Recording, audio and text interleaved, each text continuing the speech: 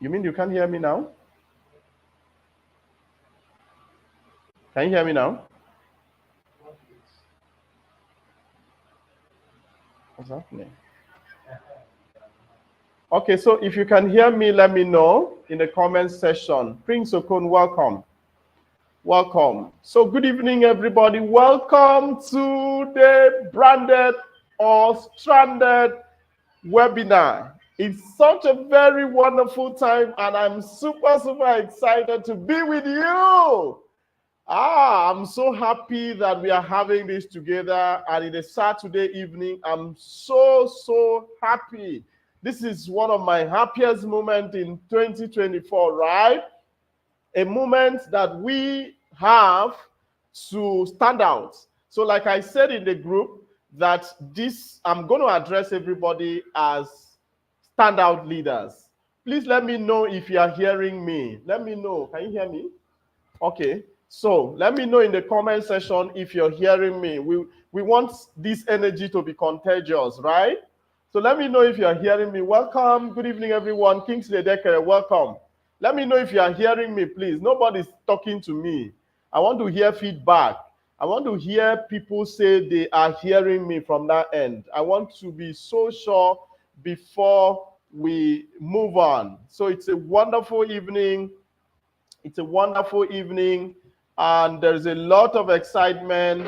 And guess what? Oh, I can hear you. Thank you very much, my wonderful friend Thank you so very much. Branded or stranded? If you are not branded, you are stranded. Which one do you want? Do you want to be stranded? Do you want to be stranded? People are like madmen, right? Mad people are stranded people. Thank you, Stanley. Thank you. I can hear you clearly. Thank you. It means we are doing, I'm with you, Alexander Urwa. Thank you so much. So this is it. Two things are involved. If you are not branded, you are stranded, right? That means if you are stranded, you are a madman. Nobody wants to be a madman, right? Nobody here wants to be a madman. And I can recall just this afternoon when I was trying to talk to, I sent a link to a particular colleague of mine and and it was like, what is brand? I was like, are you for real? Can you explain it to me? And I was like, okay, I did a voice note to her. And she was still finding it very difficult to grasp what I was doing or was trying to communicate. So by 7:40, good evening, I'm here live and I can hear you clearly. Thank you very much, Stanley Uwe. Thank you very much for coming. Thank you so much. Let me spotlight your comment. Thank you so much. So now the question is, one thing I always ask myself is this. You look at Coca-Cola. I love using Coca-Cola a lot because I'm from a riverine area, right? I'm from a very remote area. Blessing Udom. That's my baby girl. Good evening, sir. I can hear you. Thank you. That's a fellow of the DG Riley. And tomorrow is going to be their graduation. So they are the reason why we are doing what we are doing in the Be Exceptional Teachers Foundation. So we are very proud of them. Yeah. So we are very proud of them. That's why she deserves a mention. So one of the things I always say is that it's not enough for you to just come in and exist and fit into life. So imagine Jesus Christ does not tell his story. Imagine Jesus Christ just came into this life and just say, oh, I don't want problem. Oh, I don't want issues with anybody. Oh, I don't want any problem. Oh, please. People are just joining the group now. I don't know. Please share the YouTube channel. Just share the YouTube link with them. So if you're just joining now, please click the link to join from YouTube. 9 minute people, right? So imagine Christ never shared his story. Imagine he was just that quiet person who just went about his normal life and did not say anything. Just imagine. We wouldn't have had the Bible. We wouldn't have had the Bible. And you wouldn't have been so proud to be reading about him, right? So the fact is, everybody must... Oh, thank you, Favor Babalola. Thank you very much. I'm also super excited to have you.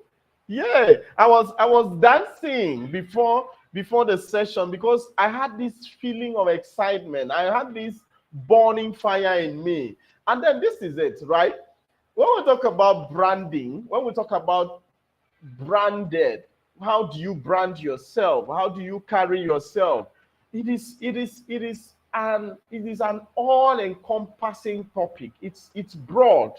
It is something that in this session we are going to break it down. We are going to simplify it. We are not just going to talk about the theories of branding, but what we are going to do today is going to be to walk you through all the processes. And we are going to do that from 7:30. By 7:40, Teacher Chike is supposed to join us. He's supposed to take his session from 7:40, and it's going to end by 8:30. After 7, Teacher Chike is going to be Mr. Lanre from 8:15 to 8:35. And myself is going to wrap it up for today. And trust me, you are going to learn a lot. My session is going to be something that we are going to be very, very practical and as much as we can to ensure that we give you premium experience. Abdul Latif, that's my man. That's my man. Welcome, welcome. So good to have you. So it's not enough for you alone to be here. Please copy the YouTube link, share it on your status, let people get to know. Let people get to know that teachers are on the journey of branding themselves. Teachers are on the journey of taking a dimension that is going to stand them out. So because our work as teachers is that of nurturing life, our work is that of raising the future of raising future leaders. So we don't have to come in and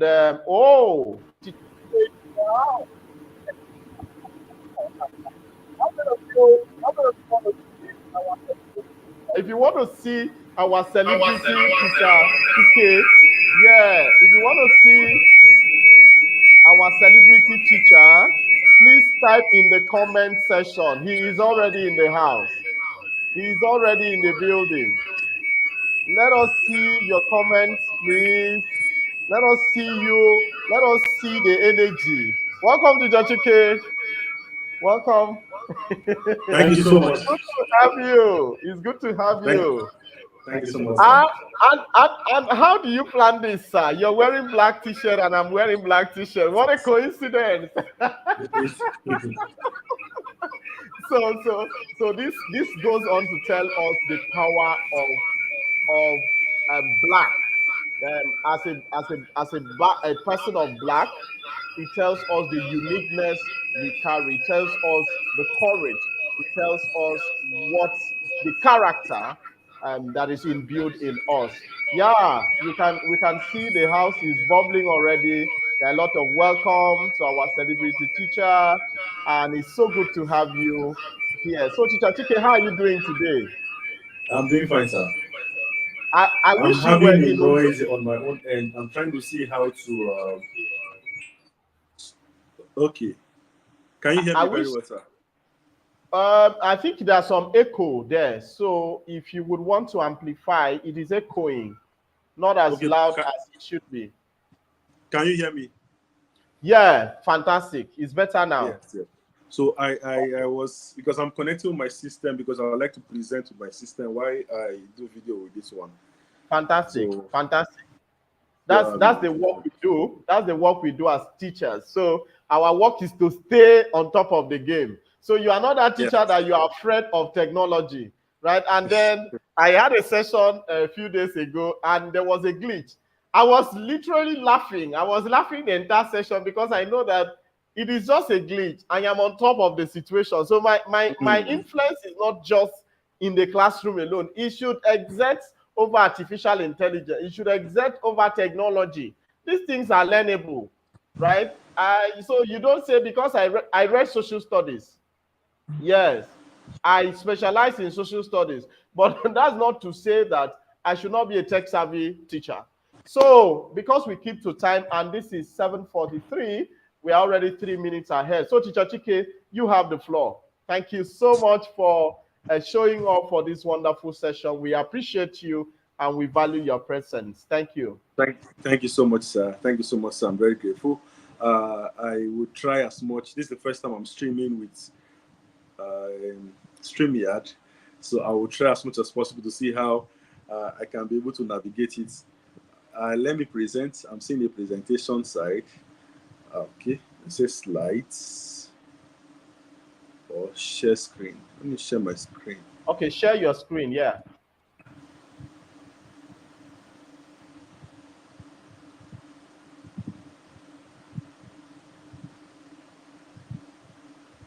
All right. Um, Windows. Okay, presentation. Let's go.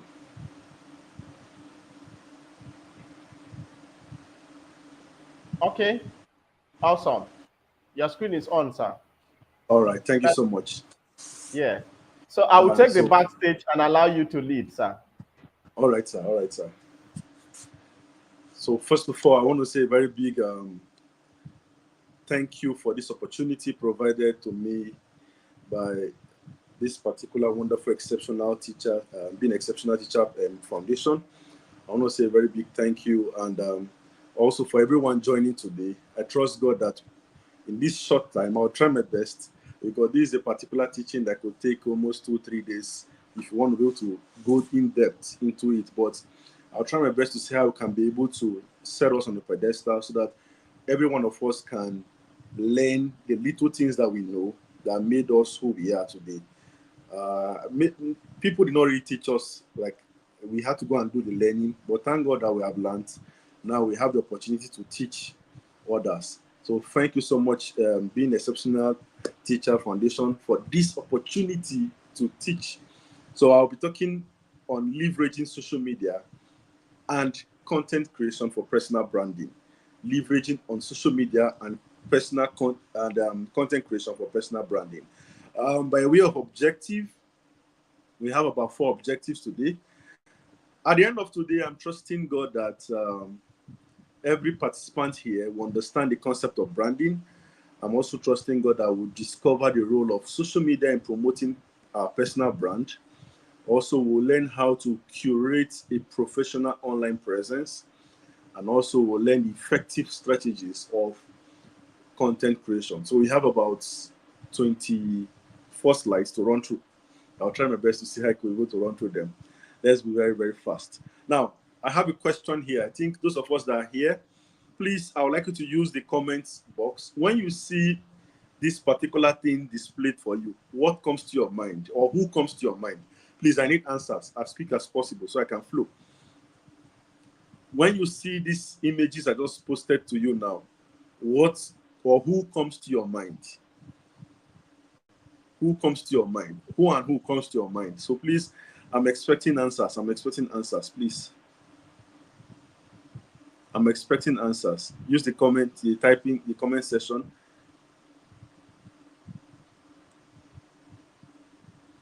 Okay. Somebody said Sabinus and Brain Jotter. Beautiful. Sabinus and Brain Jotter. And the amazing thing is that we did not see their face. Their face not displayed. We're always seeing someone wearing a blue shirt with hand like this. And someone could say that is Sabinus in blue. Okoyemi Manuel, Sabinus in blue. Then also on green, I believe the other person that said Brain Jotter, on green is going to be Brain Jotter. So what made us discover that this is Sabinus and this is Brain Jotter is what we are talking about today. And that is the branding we're talking about. Because they've been able to put themselves in that particular situation whereby people understand them for who they are. So we can be able to tell that this person is Sabinus and that person is Brain Jotter. So this is the concept of branding. And now, what is branding? Branding simply means the process of creating a distinct identity. We saw green shirts in a kind of format. We saw a blue shirt, and it was an identity. So creating a distinct identity for a product, service, company, or an individual. A product, a service, a company, or an individual. A distinct identity that people can just look and say, okay, this is Teacher Chike. Look and say, this is so and so person. Look and say, this is Sabinus. Look and say, this is MTN, this is Airtel, this is Glo. Just by looking at it, even without the name. If we say yellow and they say, okay, in the telecom industry, what does yellow signify? Everybody will tell me MTN. If I say red, what does red signify? Please, in the telecom business, can someone just give me the answer? What does red signify? And what does green signify? Please, in the telecom business, someone should just tell me, what does red signify? What does green signify? Please, I need answer quickly. What does red signify? What does green signify? So I can be able to move. I want to know that you are hearing me. In the telecom business, what does red signify in telecom business?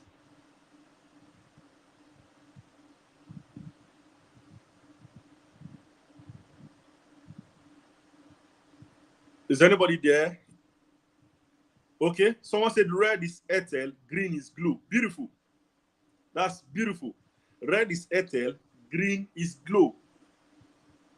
By just color alone, we can be able to tell. And that is branding. Creating a distinct identity that when you just look at something, you can tell that this is this thing, that is that thing. And that's the same thing I just showed us about Sabinus and Brain Jotter. You saw a blue shirt you say this is Sabino's because he's the only one that will always dress like this. You see a green shirt, you say this is Brainjotter because he's the only one that will always dress like this. They've been able to create an identity, and that is a brand. Now, the significance of branding lies in its ability to create a cohesive and consistent representation that fosters recognition and trust. So we are seeing two things there. We are seeing a representation that fosters recognition and trust. But how is it done? By a cohesive and consistent representation. It is cohesive, it is consistent. We keep seeing it and seeing it to the point that it has become subconscious. That this brand, this color, this letter, this word is associated with so and so. So let's move forward.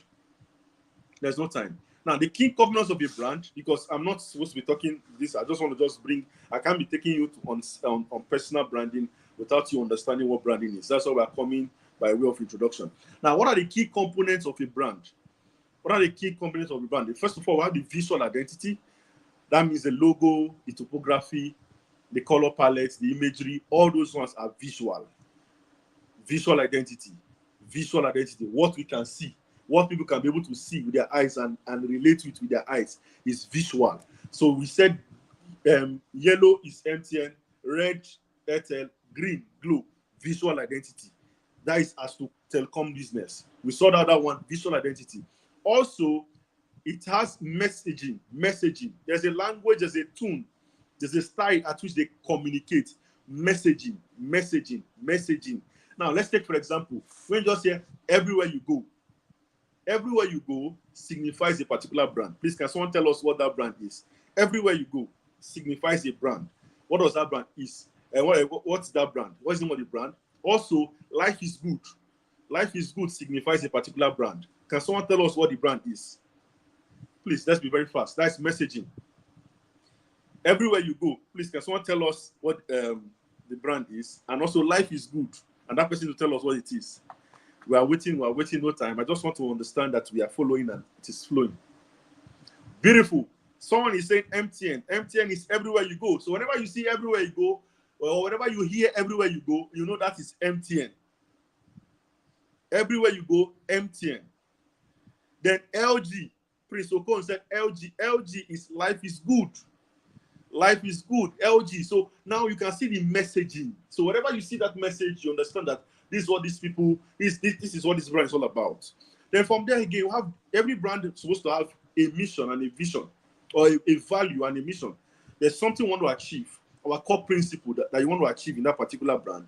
It's your value and your mission. What do I want to achieve by that brand? Yes. Then again, we have one unique thing about every component of the brand is consistency. You keep seeing them repeating stuffs, the same style. It does not change. The same fonts. Some brands go as far as even creating a specific font for themselves, that they are the only one that will be using it. No other person uses that font. Then consistency is in everywhere, both in marketing materials, both in customer interaction. Consistency is the track record is there. If you pick up your phone and you want to call somebody that's using MTN, the way it sounds is different from when you are calling someone that uses Glo. If you have not verified that, please go and check it. When you pick up your phone, I want to call someone. By the way it is ringing, pom, pom, pom, pom, and the way Glo, they are different. If you have not observed that, go and check. Call someone that's using MTN, call someone that's using Glo. Check how it sounds, find that it's different. So even in the consistency, by just hearing how it sounds alone, you could know that this person is using Glo line without even knowing if the number is Glo. But from the sound, you can even tell. Consistency. So emotional connection. Now you must understand that everything has to do with brand or selling online, because we are in the dawn, or we are in the era, or in the age of connectors, and the ability, or one of the greatest skills someone can possess in this age that we are in, is the ability to sell. The ability to sell. And people will not buy something because they need it. Unfortunately, most times people buy something because it appeals to their emotion, not because it's fine or necessarily beautiful. It must appeal to their emotion. Sometimes the emotion might be pride. So you see someone going picking up money and say, I'm buying a car. I saw a lady, they were doing an interview yesterday. How much do you buy this car? She said she bought it for 180 million naira. She's buying it not because of the car. The car will still do the same thing that another car of 10 million will do. But the reason why she's buying it is because of emotion. What emotion? A sense of pride. That when I come with this kind of car, people will rate me high.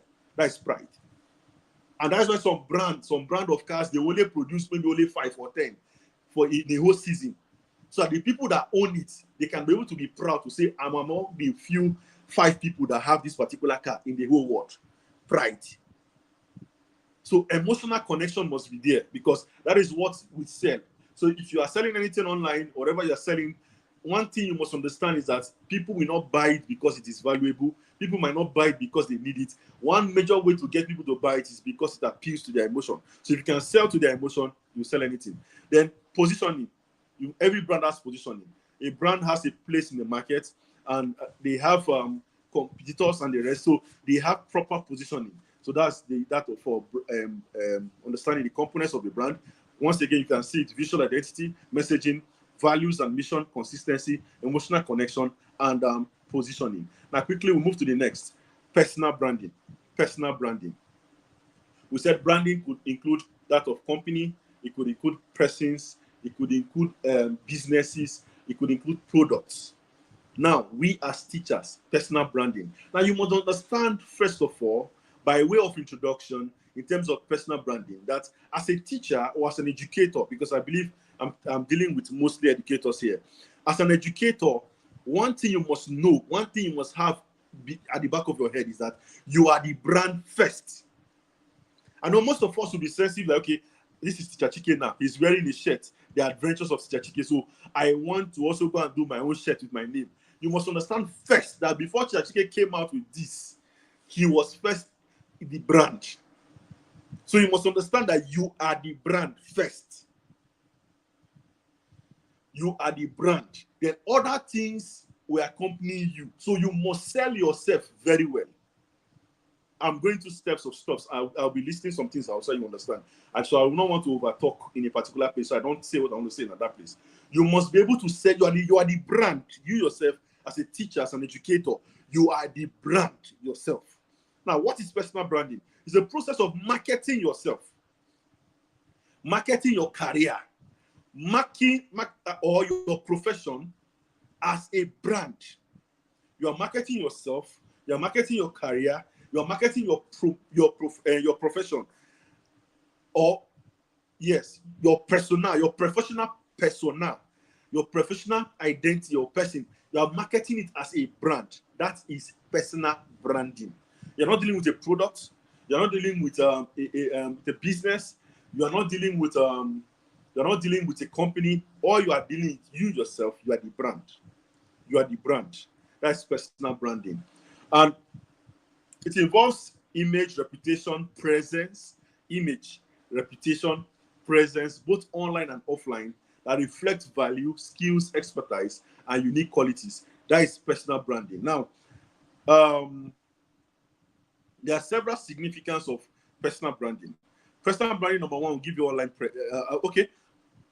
No. This is it. Significance of personal branding in today's digital age. Remember the age that we're in. We're in the age of we're in the digital age, whereby people are being advised to learn digital skills, and whatever you are selling, if it's not online, it is useless. Whatever you are selling, be it a product, be it yourself, be it a service, if it's not online, it is useless, because if you are selling things around within the offline zone, you're only selling to people that are living within your locality or within your sphere.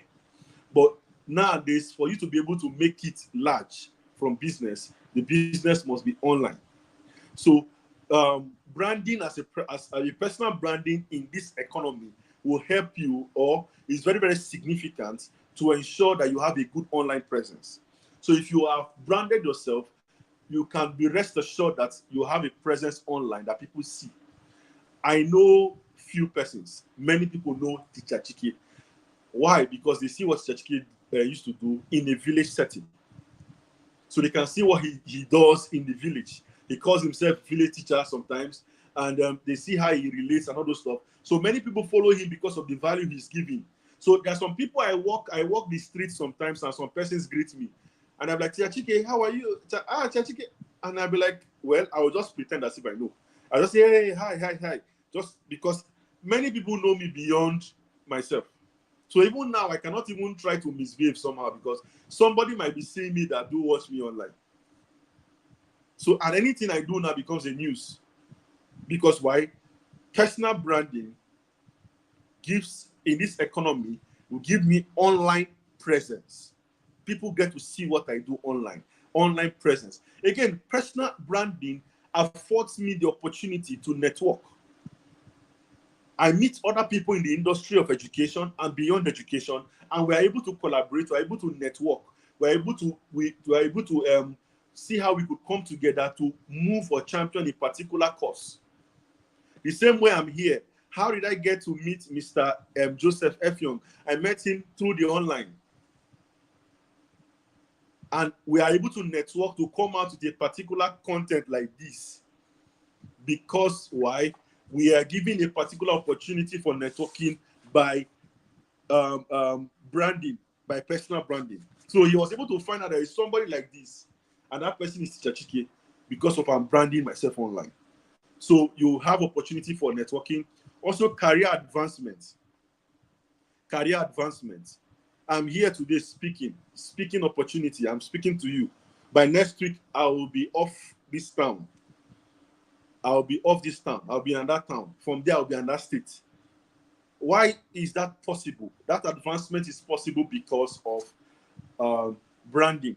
And that branding is what is making me gain opportunity from the digital space. Branding. Again, trust and credibility. There's some people that give me money online because I'm Teacher Chike. Another person will go and meet them and ask them for money. They won't give them. Why? Because over the time, because of branding, I've been able to build trust. So people now can trust me that if we give Teacher Chike money to give these students, he's going to give his students. So even this week, I had to go meet someone that gave me money 2 months ago, 200,000. And he said he was doing birthday and he wanted to buy things for some students. So he gave me 200,000. I told him then that I was not having time. So this project might take a long time. He said, no problem. No problem. And that was how we moved.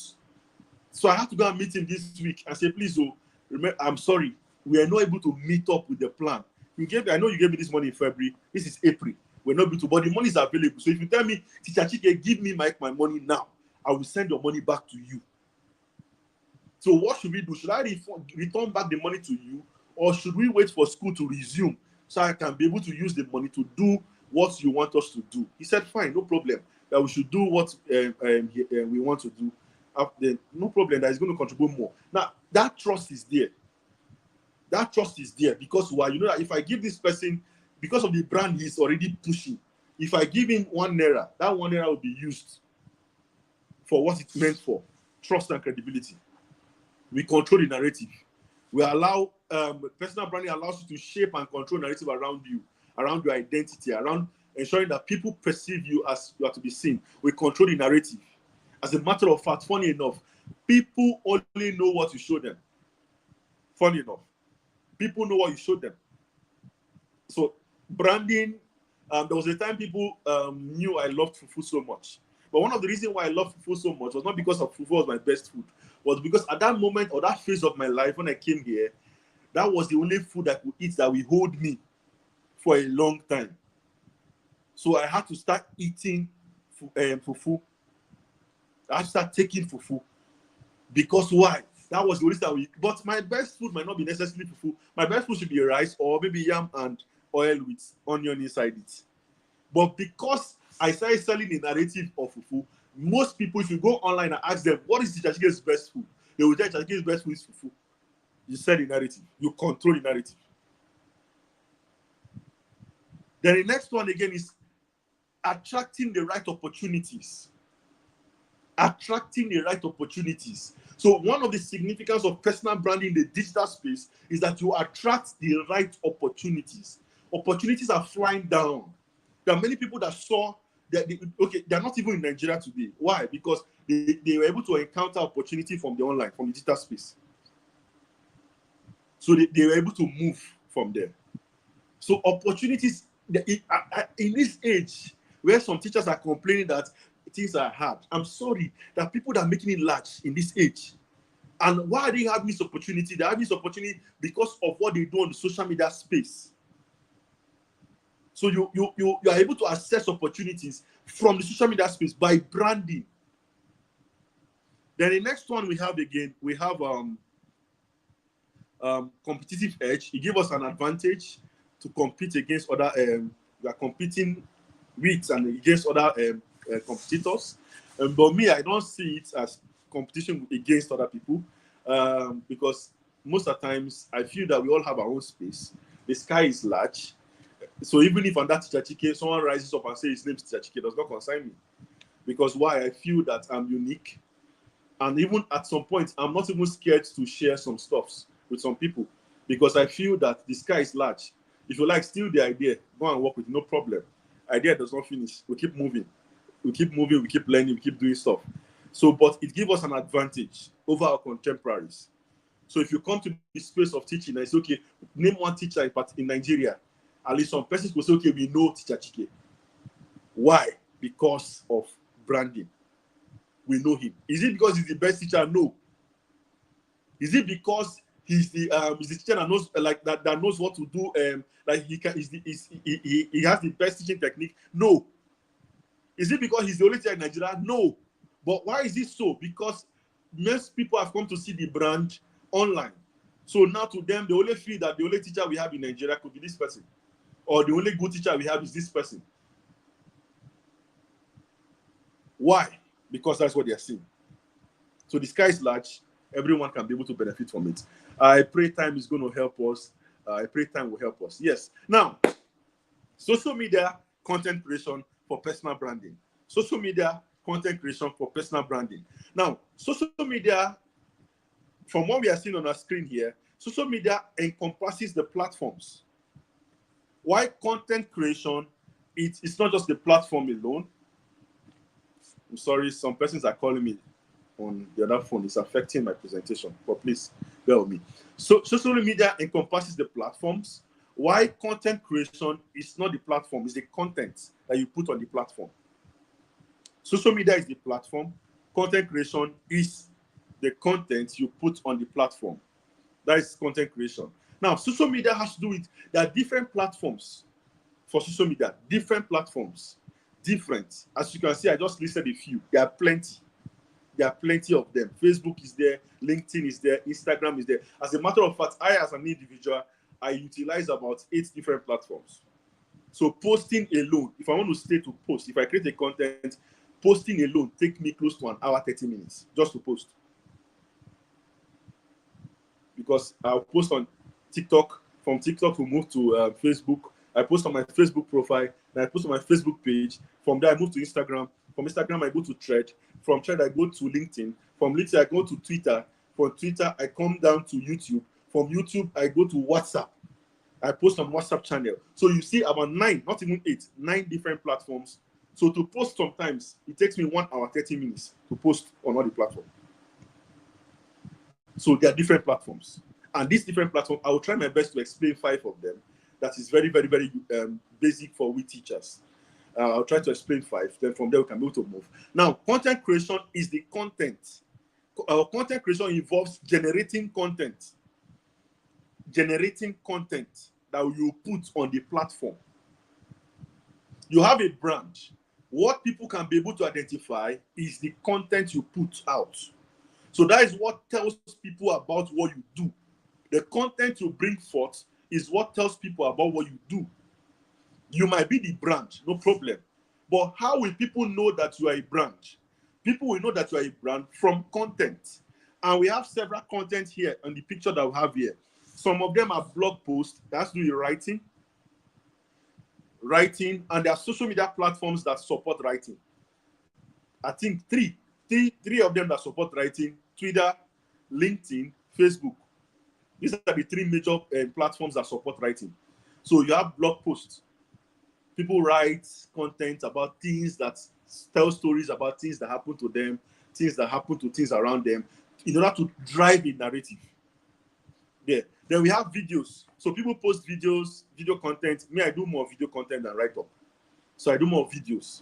And videos will try very well from TikTok down to Instagram, down to YouTube. The videos will try very well in those places. Write-ups may not really do very well in those areas. People there are just, they want to be watching. They are lazy to read. People on Twitter, people on Facebook and LinkedIn, they have grace for reading. So you can put things for them to read. People on TikTok, on YouTube, and on Instagram, they don't have grace for reading. So if you are writing, it's like you're the only one that will be reading what you're writing. And even if the platforms don't even give you opportunity to write plenty things. So if you check very well, there are limitations. But on Facebook, you can write how many pages is your business. If you go to Twitter, you can write how many pages. So if you go to LinkedIn, almost the same thing. But when you come to all those other platforms like Instagram, TikTok, they give you a limited number of words. When you have reached there, you say don't do. Our people don't used to read too much. So they only watch things. Yeah, I will show you the difference in subsequent videos. So they have podcasts. Some people do have to do with talking. Podcasts do with talking. Nowadays, I even do video podcasts. But there are some also audio podcasts. The other time I had an interview with one of the audio podcasts like that. I've forgotten the name. There's some of my students normally use some of the podcast platform. Even Spotify. Yes, Spotify also has a podcast session. Yes. So the podcast, we have infographics whereby people have to put information in graphics form. That's infographics. We put data in graphics form. Infographics. We have ebooks, wallpaper, emails, and all those stuff. All of them are different forms of content. So social media is the platform. Content creation is the process of creating content that represents your values, that shows your brand to people. That's content creation. Now, for all of us that want to come to the social media space, there's some things we know, but we'll get there very soon. Now, here is how to contribute. Okay, I've said some of this already. Me, on a personal level, this is how social media has been able to, this is how, okay, hold on, please.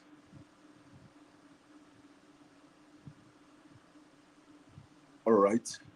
So on a personal level, at some point, this is how social media can be able to help you in terms of contributing to your branding.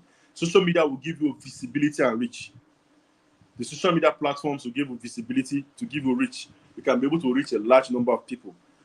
Sometimes, to the glory of God, I have some videos that have been able to reach 2 million people.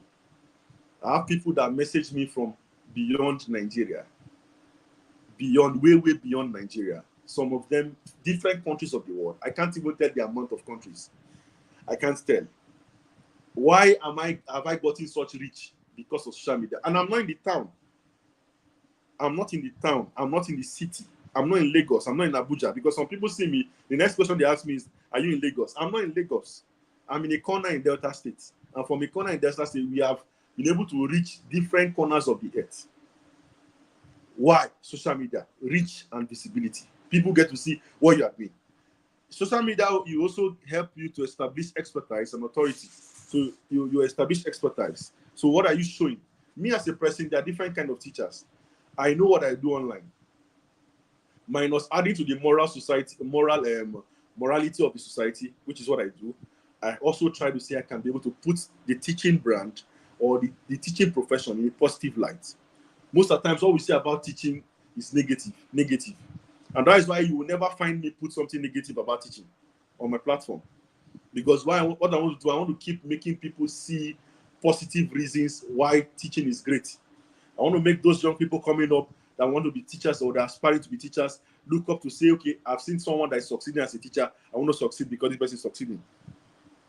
So every time we try to put them in the positive light. Again, social media also will help in engagement and building relationship, and also in showing personal authenticity. It helps you in networking and collaboration, and also continuous feedback and showcasing your achievements and projects.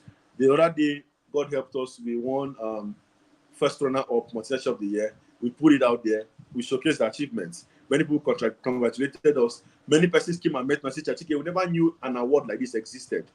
Beautiful. So through that, some persons now know, okay, there's an award like this. And that one is coming this year. To the glory of God, I know when their time is getting closer, we might still hold a particular kind of session like this for people that are within my circle, so we can be able to learn how to answer their questions, how to present yourself properly, so you can be able to win. I did not get first runner because I'm a social media personality. No, they ask questions. I pass the questions. That's the reason why we're able to get it, not because of their social media inclined. So I saw someone post sometimes that okay, Chachike was able to get first runner because he's an influential teacher. It's a lie. Nobody knows me there, unfortunately. Unfortunately, they don't know me. So you go there. As a matter of fact, I was even advised against going to tell them that I am a celebrity online. So I not mention it in all my talk. I went there, answered their question, and we left. Life goes on. So that's that. Then understanding personal branding. So personal branding is the process of marketing yourself and your career as a brand. It involves creating consistent, authentic image and message that represents your value, your strength. Hello? Check it very well. I didn't say weakness. Your strength. We don't want to see your weakness. We want to see your strength.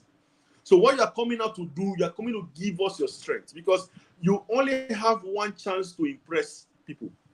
And once you fail to impress them in that one time, and you come out as someone that is not prepared, automatically you have issues. I, for one, I don't accept every live. People come and meet the church, let us do live. As a matter of fact, for a long time, this should be second time this year I'm doing a live. Second or third time I'm doing a live. The reason why is because I can't come out like this without being prepared. So if I don't have time to give myself adequate preparation to come out, I will not come on the live. There are many pending lives that are there. Some of them I told them I'll get back to them. Some of them I told them I'm not attending because I've checked my time. My time will not permit me to prepare. Why is that so? Because some of you will come here today. Tomorrow, I might come and say I'm doing a master class on branding that you need to pay money for. You will not be able to pay, or you'll not be willing to pay if when you came for this course now or this free one, you did not see value. When I say come and pay, you will not want to pay. So by first impression, I've spoiled everything for myself. So I must come out to the best of my ability. And that is why I take my time to come out. I don't just appear like that. Because why? Once I open my mouth, I tell people who I am. So I must make sure that whatever I'm saying is something that can add value to people's life. And this is what branding is all about. Your message should be authentic. You talk about your strengths, your values, your expertise. You are trying to market it out for people to see, so that tomorrow they can call you back again. So when I'm done with this session, tomorrow, Mr. F. Young, that is Teacher F. Young, will call and say, Chachike, we need you tomorrow again. And that time, when he's coming tomorrow, I said, this time around, when you're calling me now, please, you're going to ready like 500,000 naira. Because Chachike now, at least, understand what I'm saying. So at that particular point in time, you get to understand that your value is already out there. So that's personal branding. So it's very, very important. It's very, very important. You are selling it. You are marketing yourself. You are selling yourself. So even as simple as picture, I can't just post anyhow picture online. I'm very careful. Whoever is snapping my picture, you have to snap like sometimes 10 or 15 before I can be able to select the one that fits what I need to put online there. Because why? I don't have a second chance to create another impression. I don't have a second chance. I only have one chance to create a lasting impression in the mind of people. Now, okay, on the personal note, personal branding has helped me in the following areas. It has helped me in identifying my own identity. I have my unique identity on the social media space. I don't drag with people. I've found different kinds of teachers online. I've found different kinds of teachers. We have teachers. Okay, there's this latest teacher I discovered. His name is Adenuga. And Adenuga will come and tell us different tips about parenting, about school, about teaching, about different. That's what he does. He does it in just 1 minute and he goes, wow, that's beautiful. I love what he does. Also, we have teachers that come. I was talking to Mr. F. Young. There's the handwriting doctor. The handwriting doctor will teach. Her own is to teach handwriting. That's what she does. We have teachers for special needs. We have teachers that discuss about parenting and parent and children bonding, like quintessential chemistry. Quintessential chemistry will teach you about parents and children bonding, how they bond. That is their own work. That is their own specialty online. So there are different things. Some will come and teach you subject based. Like for example, now the most followed teacher that I have discovered on Facebook in Nigeria is a Somnofu online maths. A Somnofu online maths is the most followed teacher. He has about 500 something thousand followers, followed by Tamboa Maths. Tamboa Maths has 400 something thousand followers on Facebook. Now, what do they do? All they do is just to come online and teach mathematics. So some of us can be subject teachers. That is your own brand. I know chemistry very well. I've not seen chemistry teachers online in Nigerian space. I don't know. Maybe they are. Maybe they're making money by home lesson. Yes, but I've not seen any open chemistry teacher or open physics teacher or even open biology teacher from the Nigerian space. It's only mathematics and English I've been seeing. Yeah. So if you are from those unique subjects, you can come put your subject. So it might be subject based, but you have an identity. I have my own unique identity, and that is one help that differentiated me from that people. So I come, I teach morals. I come, I make school fun. If you check my caption on TikTok, I make school fun. I just make school fun. So students want to come to school tomorrow. Teachers want to go to school in their own location the next day because there's a teacher that is motivating us. That is what I do. And even this taught them I'm preparing to make school more fun. So while I'm in holiday, I'm already marking out strategies. There was a time I went off social media for like 5 days. What are we doing? Planning. We're making strategies. How do we come out for them? So that our work can go global. Like, even I mean global, no longer individual now. Organizations, bodies, UN can notice that there's a teacher like Chachike. All those are the things that we are trying to skyrocket. Unique identity, trust and credibility. So personal branding has helped me in building trust and also credibility. And also I've gotten recognition and visibility. Also career opportunities have been opened to me, influence and impact, and also networking and relationship. For example, that's what we are doing now, networking. That's what we are doing now. Now, the ACV of branding. The ACV of branding. Now, there are three major components in branding. Three major components. The first component is authenticity. The second component is consistency. And the third component is value. That is the ACE of branding. So if you must stand out there as a personal brand, you must have these three qualities or these three components. Number one is authenticity. You must be authentic. You must be real. You must be unique. You must be original. You must be original. Then consistency. You don't just show up today and come back in the next 6 months. If you are showing up twice a week, you must make sure that you show up twice a week. There was a time I posted every day for almost how many months? Every day posting, every day. And even now, I try to meet up with that consistency. It's only on Sundays I don't post. But virtually almost every day I post. As I sit down with you now, I already have about 4 or 5 different contents that I've shot down. It's only waiting for me to edit it and post. I still have other contents to shoot. So I already shoot in advance. Because I never could tell, maybe something might take me away from this particular place at the time. So I've shot them down in advance. So whether I'm in Ubuluku, I'm not in Ubuluku, wherever I am, I can still be posting my content. And you still think I'm where I am. But I'm in another location. There are times I'm doing my travelings. And when I'm doing my travelings, I don't like telling people I'm going here. So when I'm there or when I'm in the next location, I tell you I was there. I was in this other place. So you'll be thinking Chachike is still in Delta State, whereas I'm already far in Edo State. Yes, he is in Edo State, he's already in Lagos. I think he's in Port Harcourt already. By the time you realize I'm already back to my place in Ubuluku, the content is flowing. ACV, consistency, always putting out. People need to see what you stand for, and they need to keep seeing it. They need to keep seeing it till it registers in their subconscious that this is what you stand for, or this is who you stand for. If MTN showcase themselves and stopped, who know them to be what they are, but they have been consistent for years. I think it was in the early 2000s or so that they came in, and from then till now, they have been consistent. So for people to know you, you must be consistent. Whether business was productive or not. There are days I make content and I post online. People don't like it too much. people don't comment, but no problem. My own is that tomorrow it will not stop me from posting. Tomorrow I will post again. Next tomorrow I will post again. Someday, somehow, somebody that did that content of yesterday will find it. And it will bless the person. So I will keep coming out. Keep opening shop. You won't say you will not open shop because you did not sell yesterday. I'm not saying any businessman that does that. I say, oh, I made loss, so because of that I'll close shop. No. They keep opening shop, whether they're making sales or not, whether they're making profit or loss. Because you never could tell the day whereby you just come and you make maximum sales that day to cover for all your losses. And the same thing with social media. Consistency is key.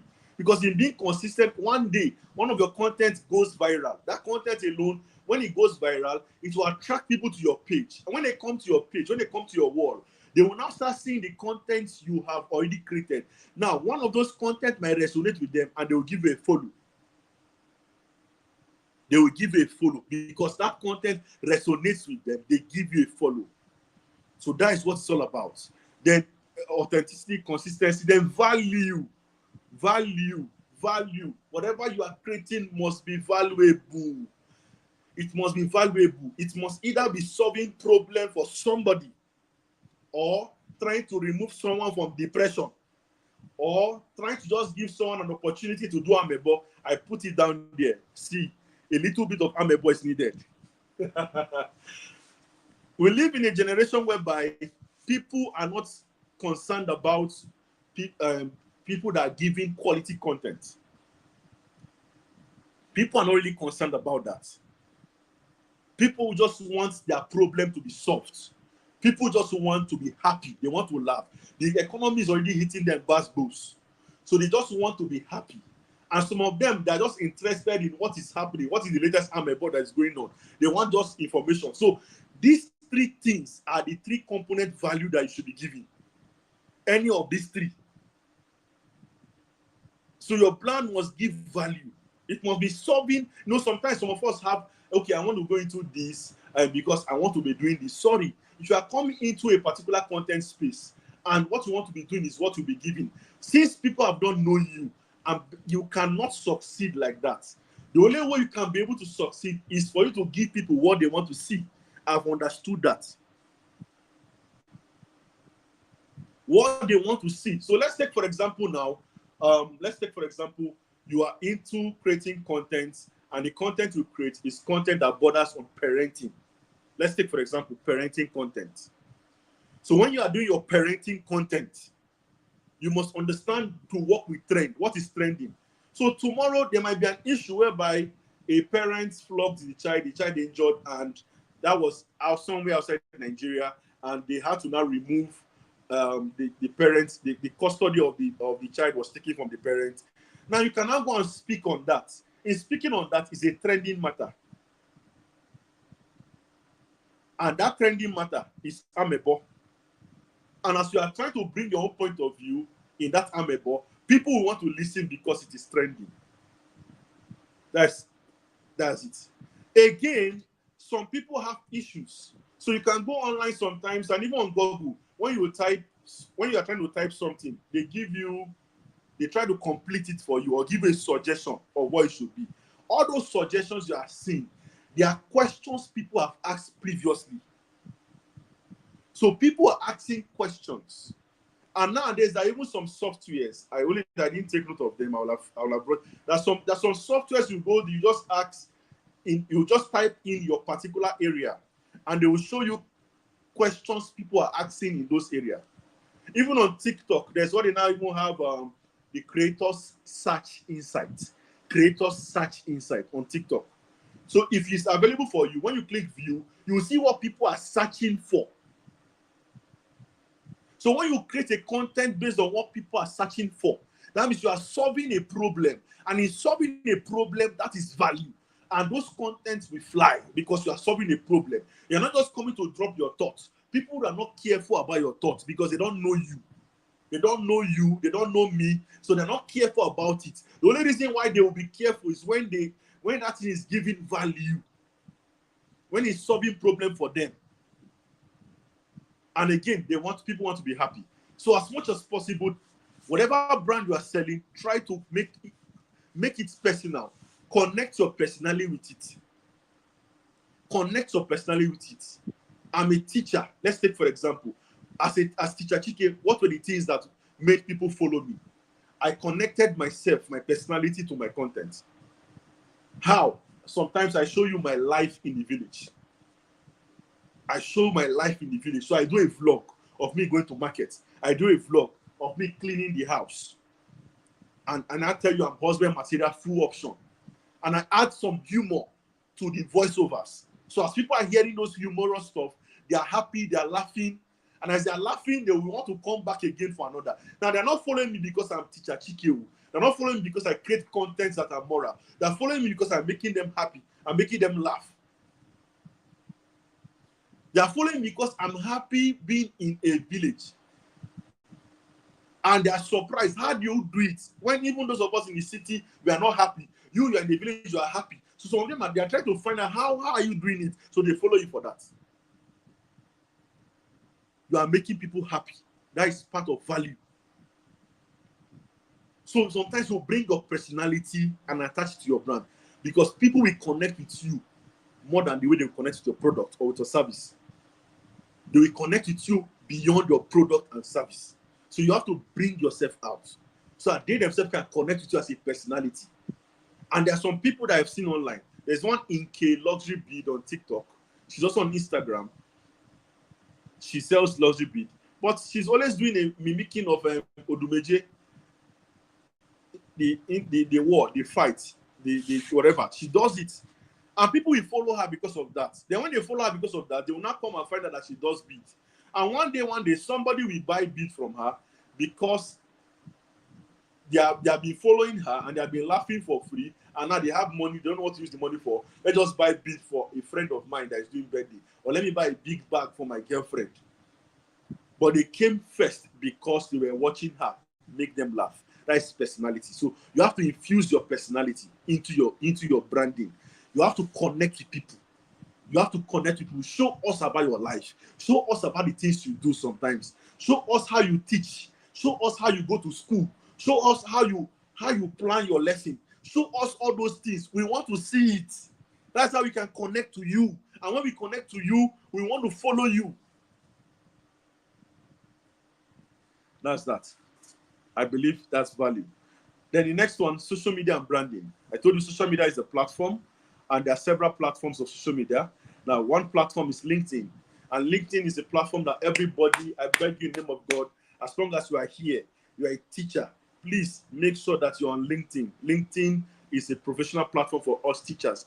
I will give you, okay, we all know LinkedIn. There's some things I'll show us on LinkedIn very soon.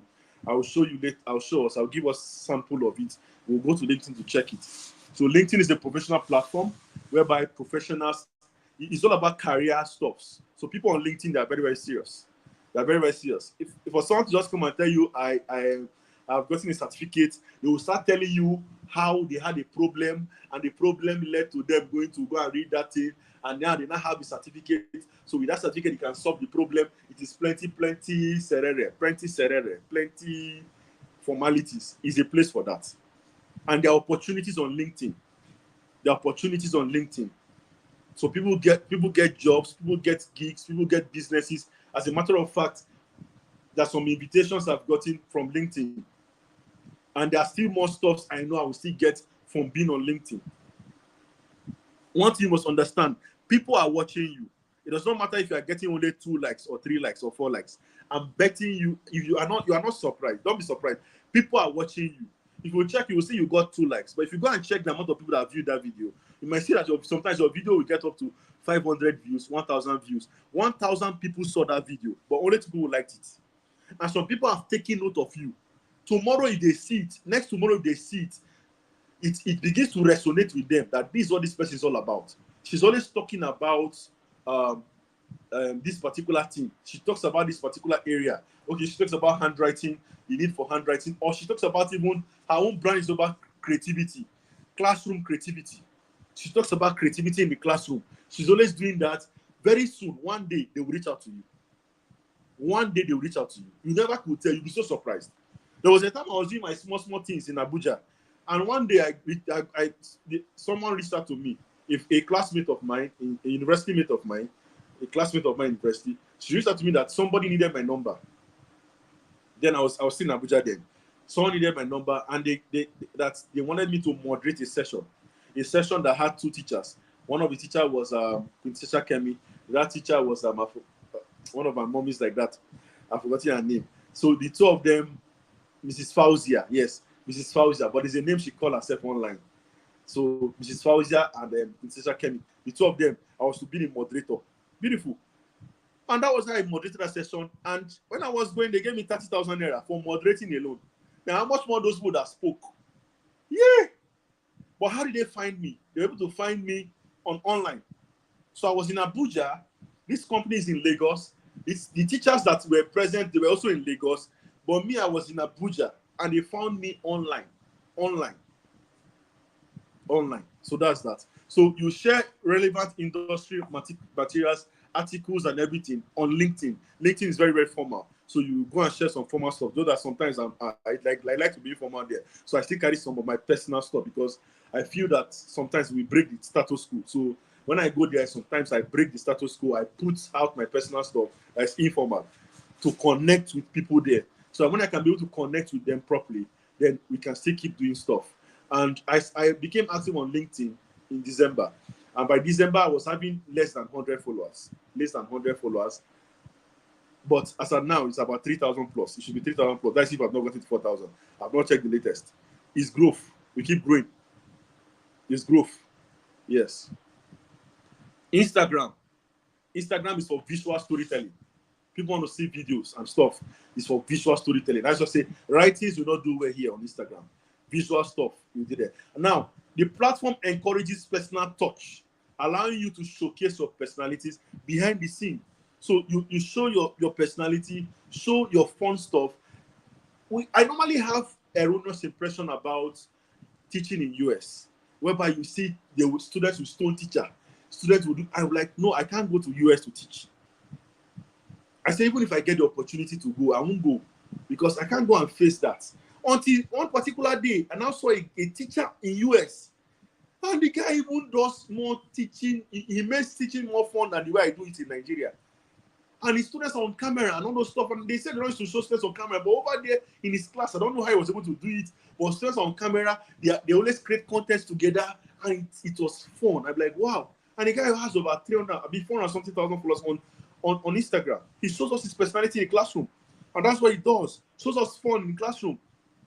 Not all schools will permit that, but in schools that permit that, no problem.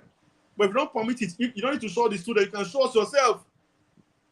Show us little way you bring out strategies to be able to teach. Do it as a voiceover in different form. Put it out there for us to see it. And the influence. Instagram has a large user base, which offers opportunities for influencers and thought leaders to connect with followers, influencers. So people that influence.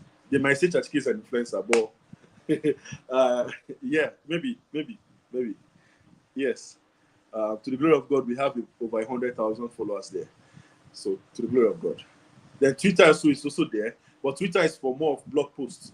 So it's where people come and create insight and news, write their opinion. It's a place for savages, whereby some people come they are coming angry every time to just come and give you boosts for bars. So that's how it is. But when you engage, you can be able to network properly, and it's a professional place whereby you can be able to get real-time help from Twitter. Yes, it's a very, very professional place. Then Facebook also is a community that almost all of us we know. It allows us to create and join groups related to our interest or our industry. So there are groups for teachers on Facebook, whereby you can go and market yourself there. It's there. Yeah, but I don't really do much of that. But there are groups on Facebook like that. Then again, you can put out content. Your content can be in writing. It supports long posts. You can see it's longer posts. So you can write a long writing on Facebook. Some persons are willing to read it, they'll read it. And again, it also provides opportunity for live streaming. So that's that. Live streaming is on Facebook. Live streaming is also it's almost on all the platforms. Yes, you can live stream. Those are some of them are restricted. For Twitter now, there's no video live stream. It's audio live stream. Yeah, but some guys usually do that for matches. I don't know how they do it, sir. but more is more of audio. Yeah. Then the next one again is YouTube. YouTube is like a school. There's nothing you cannot learn on YouTube. As a matter of fact, YouTube was my companion. It's still my companion. When I face some challenges that I don't know the answer to, I go to YouTube to watch videos. I go to learn. So YouTube, here is where people drop content. So you as a teacher, sometimes you can put some of your creative ideas, you can put some of your work on YouTube. People will go there to watch it. It will take time. It might take you time to build a YouTube brand. It might take you 2 years, maybe 6 months, a year, 3 months, 2 months, depending on your consistency and the amount of value you are putting out there. But as you are putting out there video content, people will watch. And once you become a renowned brand, you can start making money. YouTube is one platform that permits Nigerians to make money. Facebook, Nigerians make money, but through the backyard. Yes, but YouTube will permit you to make money directly. Twitter also permits you to make money directly. Facebook said that monetization is coming by June. Yes, they say it's coming by June. So that's that. So, but YouTube, you can make money. Instagram is not available for Nigerians. Facebook, for now, not available for Nigerians. But Twitter and YouTube, you could make money. You just have to get a good presence. Many teachers will say that they don't have money, they don't have stuff. I have meet teachers that come to meet me online and say, Chachike, please, we cannot feed, we cannot do this or we cannot do that one. And it touched me a lot. Yes. The ones, if I have money, I give. If I don't have money, I tell you I don't have. And it's simple. But based on that, there are many opportunities online that people can be able to leverage upon so that you will not be in that category that be saying I don't have money. Yes, you can make yourself, and this is where content creation comes in, whereby you can make yourself a brand, create your content, and through creating your content, people can be able to benefit from you. Through creating your content, people can be able to learn from you share your wealth of knowledge, and people can be able to benefit from it. So that's YouTube, the platform called YouTube. Now, tips on how to curate a professional, impactful online presence. Tips on how to curate. Creating has to do with selecting and organizing your online presence. So first of all, the first thing is that you must define your brand. You must define your brand. Definition of your brand means what are you going to be doing in that your brand? What are you speaking about? What are you talking about? What are you championing? What cause are you championing? That is definition of brand. What value do I want to represent? That is defining your brand. What area do I fit in? That is defining your brand. So there are different teachers. Some teachers are special needs teachers. Online, that is their brand. Some teachers are subject teachers. They come to make their subjects easy for students to learn. And they are making money from that. Some of them have even gone to the point of building a presence that have given them large audiences. Some of them international students now even leverage that system to be able to benefit from them. International students. So some of them now, they don't earn in naira, they earn in dollars, they earn in pounds. I have a teacher in my former school, chemistry teacher. He teaches students in US, teaches students in UK, and they pay him not in our currency, in their currency. I even have a friend. He teaches language, Yoruba language. Yoruba, say you know Yoruba, yes. Yoruba language that we think is useless. Yes, Yoruba language is what he's using to sustain himself. Yoruba language, Yoruba. He has a brand that teaches people Yoruba, and people patronize. Sometimes you come and give me a question, I will fill it. After filling it, you check it. How much is it charging? Some of his courses, some of his classes, you see $20, $50. In naira, it's big money in naira. And that $50, he might be charging, no, not even 50, $150. I remember, $150. And now $150, it might be 2 contacts per week. That is 8 times in a month, $150. He has been able to build a brand surrounding that aspect. And what is he teaching? He's teaching Yoruba. I saw someone that teach Igbo language. And Igbo language, she was going to do vacation in UK. Igbo language, Igbo. So what is your excuse? Why are you not out there? Why are you not putting something out there? What is your excuse? I don't like to give example myself for some reasons, but I don't want to give example what I am here. At least whatever I want to eat, I can be able to afford it at some point. I am here. So what is your excuse? Why are you not out there? Go and sit down, check. Look, how can I, where can I fit in? Make research. What am I confident doing? I was talking with someone yesterday, a teacher yesterday. She said she can sing. I said, well, in teaching, you can become the singing teacher. You can become the singing teacher. You form rhymes with different concepts in your subjects, and people will come and watch videos to learn those concepts on YouTube. And by watching, they'll be paying you for views placed on those videos. So you are using your gifts to your benefit. I can speak. So I go about, some persons invite me. And when I'm going, surely you will give me something. And when I come back at the end of the day, before the end of the month, we are already making almost times 2 of our salary. So when they even pay salary, you don't even know that they have paid salary. So why people are waiting to say, hey, months never end. Other teachers here, month never end, or month never end. But you yourself, you are not even bothered about whether month has ended. You are even from what you have, you are even giving. You are giving out. True. And at some point, I've not even started full business yet. I've not even started full business. So you identify. Yes, sir. Okay. Time. Is Yes, my sir. time up, sir? Yes, sir. Oh. Yes, sir. Okay. You can just take 3 minutes and round up, sir. Thank you so much, All right. sir. So Yes, sir. define your brand, stay updated. Create consistent content. Engage with your audience. People that are commenting, engage with them. By responding to their messages and their chats. They feel that we are together. So by so doing, you can get engaged. Showcase your work. Put out your work out there. Put it out there. Leverage on multiple platforms. But I always tell you, if you cannot do all of them, please just pick 1 or 2 or 3 and stay on those ones. Yes, pick 1, 2, 3 and stay on those ones. Engage like that. Leverage multiple platforms. Then monitor your online reputation. Network. Meet other people. Network. Sometimes even your networking might not be to come and call people to come and do something to help you. Sometimes you can volunteer. Volunteering is part of networking. You see someone that is doing well and you have a skill and you say, okay, how can my skill help you?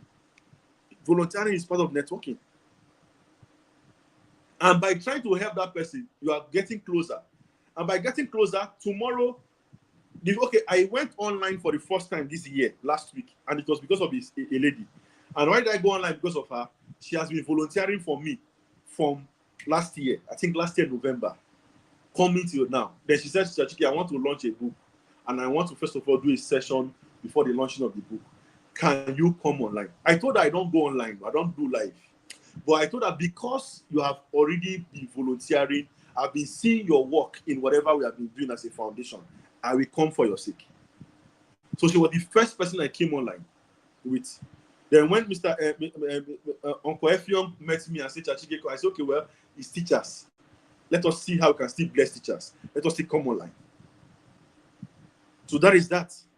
So please, sometimes networking will come by volunteering. You volunteer for people that are already there. Little by little, very soon, you can now gain access. And when you have access, they can show up for you. That's life.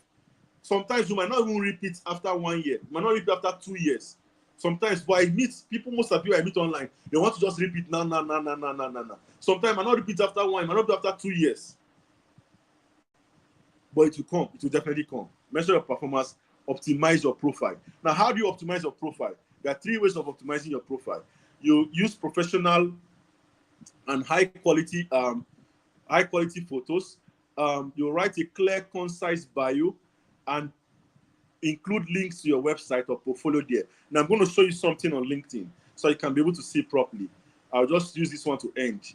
Optimizing your profile. That's what we're talking about. How to optimize profile. That's what we're talking about. So I'm going to show you something on LinkedIn. So hold on, please.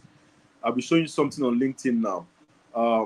Present, share screen, share LinkedIn, share. Let's go. So I want to show you something on LinkedIn now so you can be able to see. I'm waiting for it to come online. I'm waiting. Oh God. Is it online? Can we see LinkedIn? Can anybody see my screen?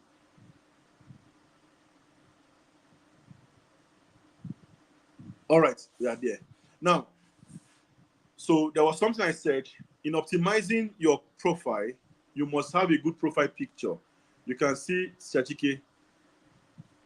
You can see the profile picture Chachike has. He's smiling there. It's my trademark. I'm always smiling. I will not look like my situation. So I always smile. He's smiling there. It's a very professional picture. So people that comes there and say, okay, this guy is professional. It does not matter whether I'm a village teacher. When you see that, you understand properly that this is professional. Then you check the bio. What is the bio of Chachike? First of all, you can see that Chachike is the founder of so and so this thing. He's the village teacher. He's passionate about empowering learners in character, in resources, and in learning. He's a speaker, he's a coach. All these things are captured on his bio. And these things that are captured on his bio, when people are searching for teachers, searching for stuffs, you can easily find me because why? It is captured on the bio. Before I was able to generate this, because there's something about life, you must learn to model. Before I was able to generate this, I had to model myself. Who did I model from? I had to go and model from 3 persons. And let us even look at Mr. Joseph. Let's see Mr. Joseph first. Let's see Mr. Joseph F. Young. God help me. Let me find him on time, please. God help me. Let me find him on time. God help me. Okay, this is Mr. Joseph F. Young. Can you see Mr. Joseph F. Young? So you can be able to understand what I'm saying properly. Now you can see his profile picture. His face is well captured. His face is well captured. You can see him properly. And he calls himself an educator. You see him in the midst of books. He's a teacher in the midst of books. So it's a very, very professional picture. You can find that. What is his bio? His bio, you can find empowering school for enrollment search and brand enhancement. So people that are looking for this service can be able to get it because why? They can find it on his bio. He's already, from his bio, he's already telling you what he does. So I'm a teacher. And what do I do? What have I achieved? He's a digital revolutionary into classroom via Exceptional Teachers Foundation. He's the founder of Golden Schools. So you can see it. You can see what he does. You can see it. Let us look for another teacher again. And let's check, because this is another teacher I looked up by, I looked at for quintessential Kemi Ogunsanya. This was another teacher I modeled. This was a teacher I modeled from. So this Kemi Ogunsanya, I had to go and look because sometimes before you create stuff, you go and look who are those people doing this thing. So these are the people doing it. So when you find them, then you try and model after them. When you model after them, you can be like them. Kemi Ogunsanya has 14,000 followers on this thing, on LinkedIn. 14,000 followers. See her own profile. Kemi Ogunsanya, MED, Educational Administration. So anybody that's looking for an administrator can be able to know that this person is an administrator for education because already has a master degrees. Again, you can say literacy educator. She teach literacy. So if that is what you are looking for, literacy educator. Again, you can see learning and development professional. She's into learning and development. She's a professional in that. You can see that. And you can also check her about session. Her about session shows what she has achieved, how she has been moving, the track record she has followed, what she has achieved, all of them. You must be intentional about social media. In a nutshell, you must be intentional. You must be intentional for God's sake. You must be intentional. When it comes to personal branding, you must be intentional. It will take you time. It took me days to be able to generate about session. It took me time, took me days to be able to generate this. I had to compare from different educators. After Quintessential Kemi, I went to Okpaifa. After Okpaifa, I went to Adiola Adefemi. From there, I still went to one other guy again. I was able to now get idea, and I structured my own. So this is how to make it. So people, when they come in, when you look at her own cover paper shows pencil, and she says she's literacy educator, and you are not seeing pencil. It makes sense. It makes sense. So please, your bio, you should not go and look at your walls. Everybody, go to your social media accounts. Go and check. Those of you that people will tag you, and when they tag you, they will tag you and 100 others. You will not be seeing nonsense on your wall. Go and find a way. Go to settings. Go to YouTube. Look for how to off those settings. So when people tag you, you will be the one to approve it. You'll be the one to approve it, so you can be able to approve. So they won't be tagging nonsense. What does not relate to your brand, you'll be seeing it there. Especially for those of us that are using our professional profile on Facebook. Go and arrange it. Then your content should be content that speaks about your brand. You can't be saying that you are a diction coach, and you can't say any content about diction there. We can't see students talking about talking with their accent. We can't even see you talking about diction. You can't say that. You can't say that. What are you doing? What are you saying? What are you saying? You put it there. Someone will come there. We can see it. Me, I say I make school fun. So when you come to my page, you will see videos that make you laugh. You see videos that will instruct you. You see videos that make you happy. All of them, they are there. But all of them, they are Teacher Chike's content. Teacher Chike's content. The only content that are not my own that you see, they are the ones that are approved. If I don't approve it, you won't find it. And I don't approve every. There are many people that will send me collaboration posts on Instagram. I will not accept it. There are many people that will send me, I will not accept it. Many people that will go and tag me, I will not accept it. Even on my birthday, many people that tagged me, all of them will be showing on my wall. So when people come to my page, they won't see my content. It's people that tagged me, they'll be seen. At the end of the day, they'll be discouraged, they'll be go back. Because they will feel that this person is not serious. So when we come to your page, I don't need you to tell me who you are. When I come to your page, I will know who you are. Someone met me some days ago. Her request is still in the message. She said, I want to do a live with you. And I have to go to her page to go and check her out. I want to know what she's doing. What are you doing? I don't just want someone that does not have anything that you're someone that is just looking for an opportunity to just leverage on. I want to see that you are doing something, not an opportunist. What are you doing? What value are you giving out to people? If you are giving value, okay, no problem. I can come and join you to give value. When Mr. Effiong came and said, okay, let's do live, I will see. You still have to go and make research. What is he doing online? What's he doing? Let me know that he's doing something before I come. If you're not doing anything, when you come to meet me and say you want me to come, I will tell you, sorry, I cannot come. Go and be working. When you work, I will come. When you finish, when you have worked for a while, then I will come and see that you are working, then I will come and join you. But if you have not started doing anything, go and work. Go and work. So that's how it is. So this is a little, I can be able to share a little time I have. Thank you so much, sir, for the opportunity. Thanks for everyone. Thanks for listening. I don't know if there's any question. Later on, more of this will advance by the grace of God. It will advance. And so much desire is to see teachers that will take over the space, teachers that will do great things within the sphere of the internet space, and bring a good brand, a good image for the profession, and not just bring a good image for the profession. Teachers that will be profiting from their passion, making money, getting opportunities from their passion. There are many opportunities. There are teachers that they are abroad, as I'm speaking you now. They are abroad. They went for Fulbright scholarship and all those stuff, fellowship. That many opportunities coming. Some of them are there, so you can assess them. You can assess them. The opportunities are there. Thank you so much, sir. I'm so grateful for this opportunity. Thank you so much, sir. Thank you so much, Teacher Chike. Thank you.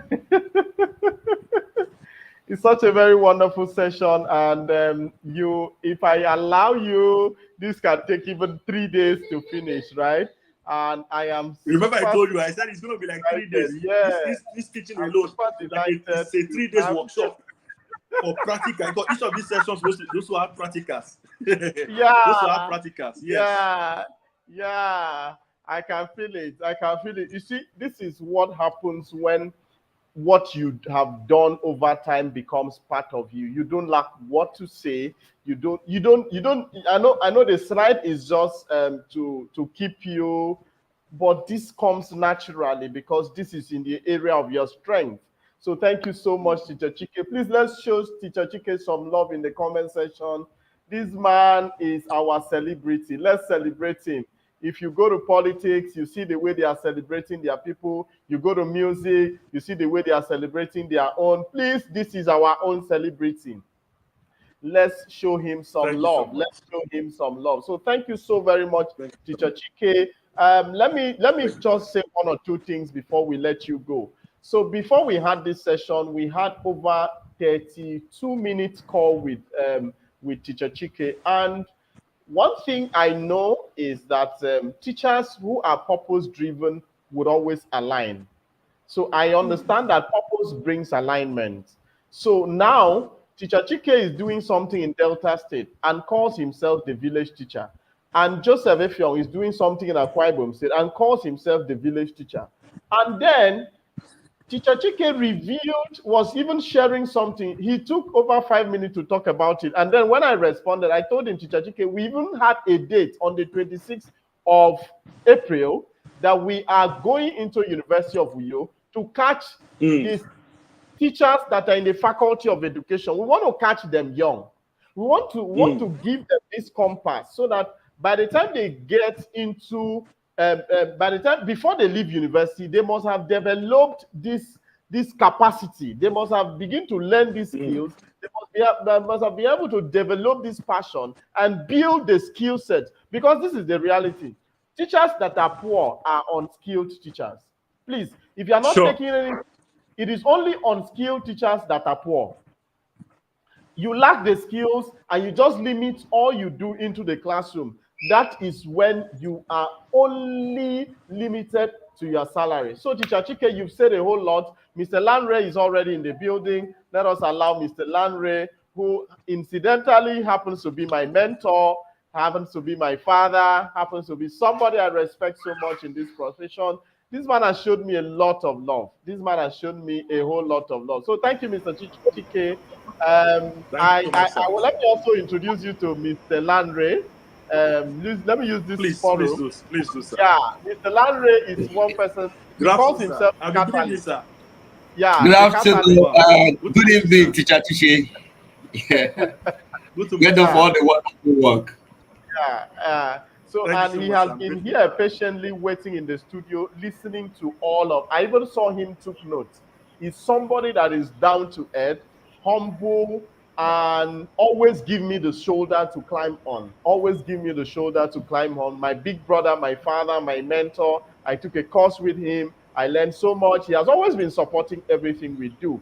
And then this is what the teaching profession is all about. You have the skill. Mm, Give other young people the encouragement, right? mm. There is no way we can actually grow in isolation. We all need each other. Sure. So thank you very much, Chicha Chike. We appreciate all the beautiful things you're doing.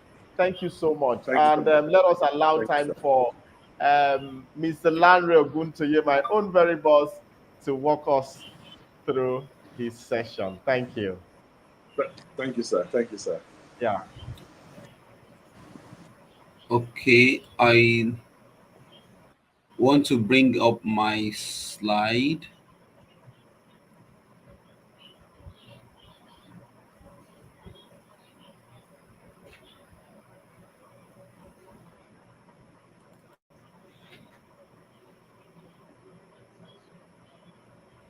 How that comes up. It's uploading.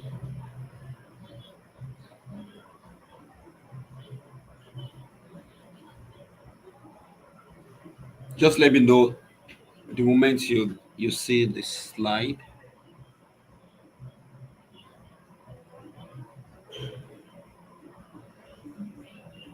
Okay. I think the slide is up.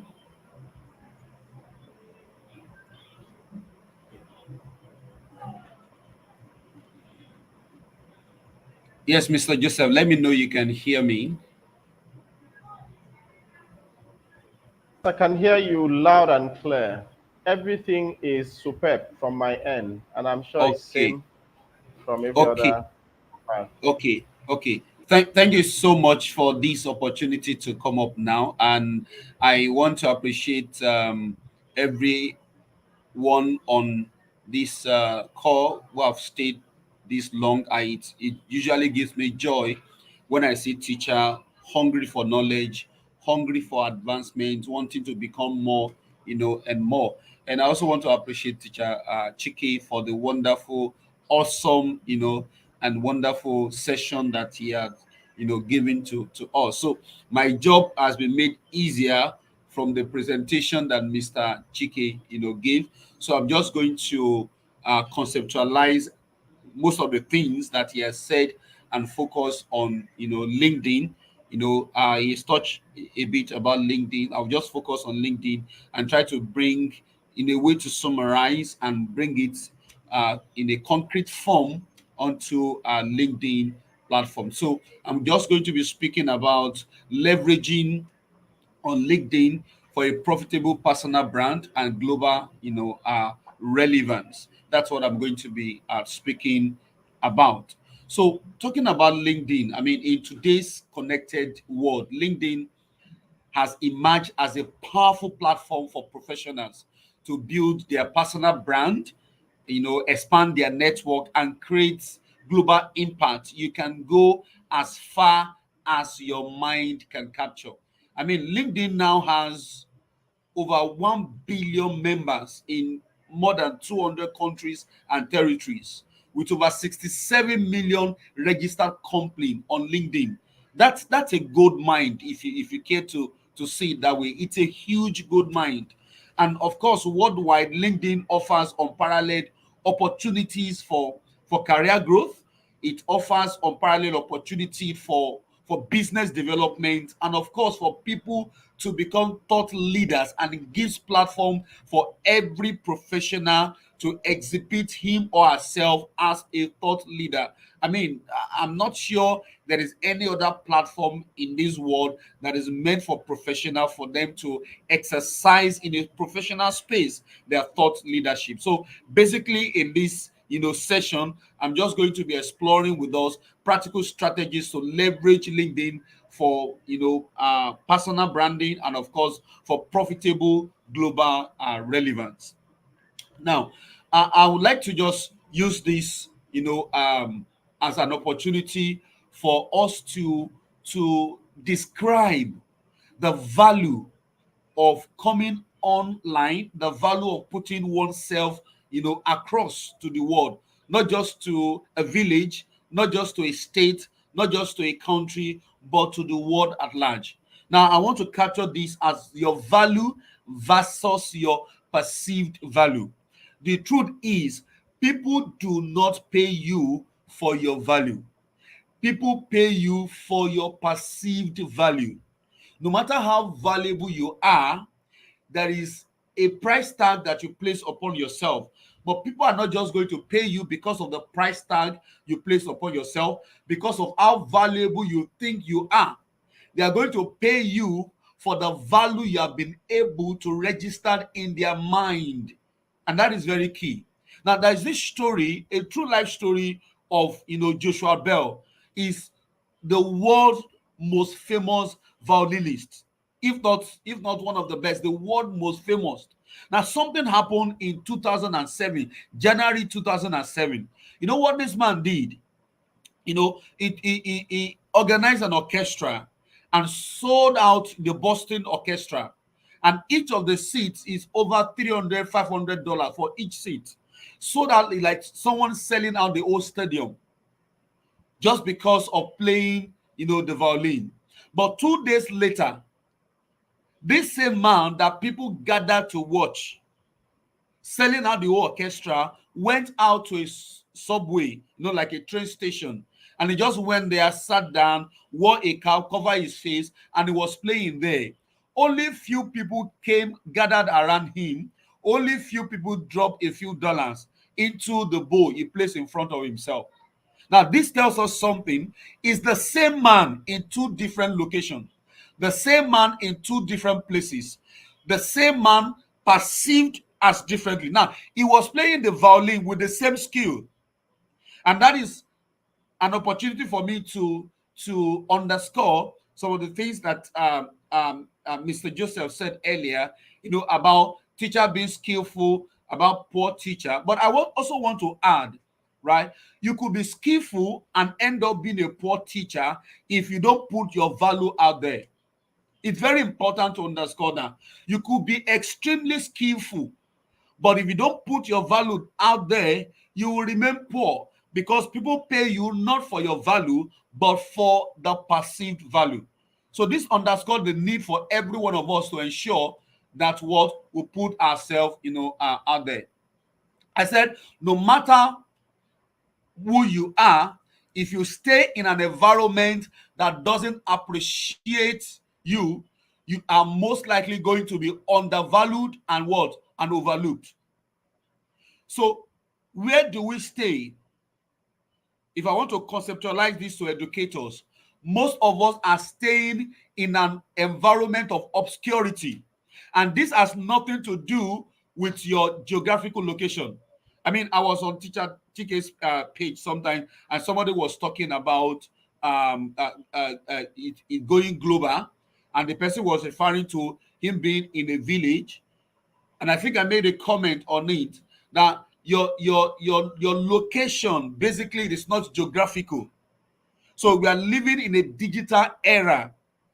The environment we are talking about there is online, being visible. So many of us are staying in obscurity.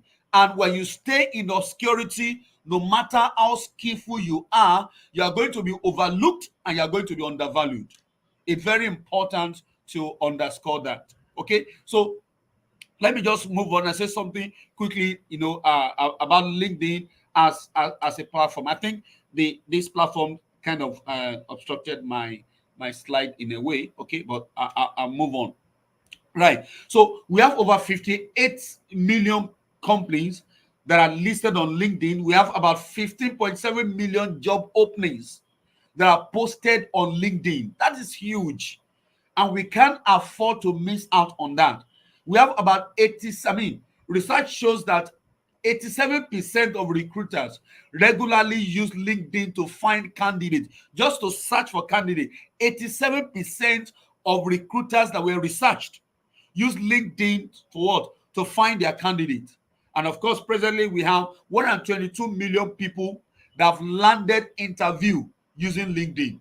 122 million people have landed interview just because they have connections on what? On LinkedIn. So LinkedIn, it's a very powerful platform that every educator, has to get on board. And I was glad when I heard Teacher Chike saying that if you are not on any at all, please be on LinkedIn. And that is very, very instructive. So I hope everyone on this call who hasn't joined LinkedIn will go quickly to join LinkedIn. Now, because of time, we have stayed so long, but I'll just try to move on and wrap up quickly. So, how do you handle your LinkedIn platform?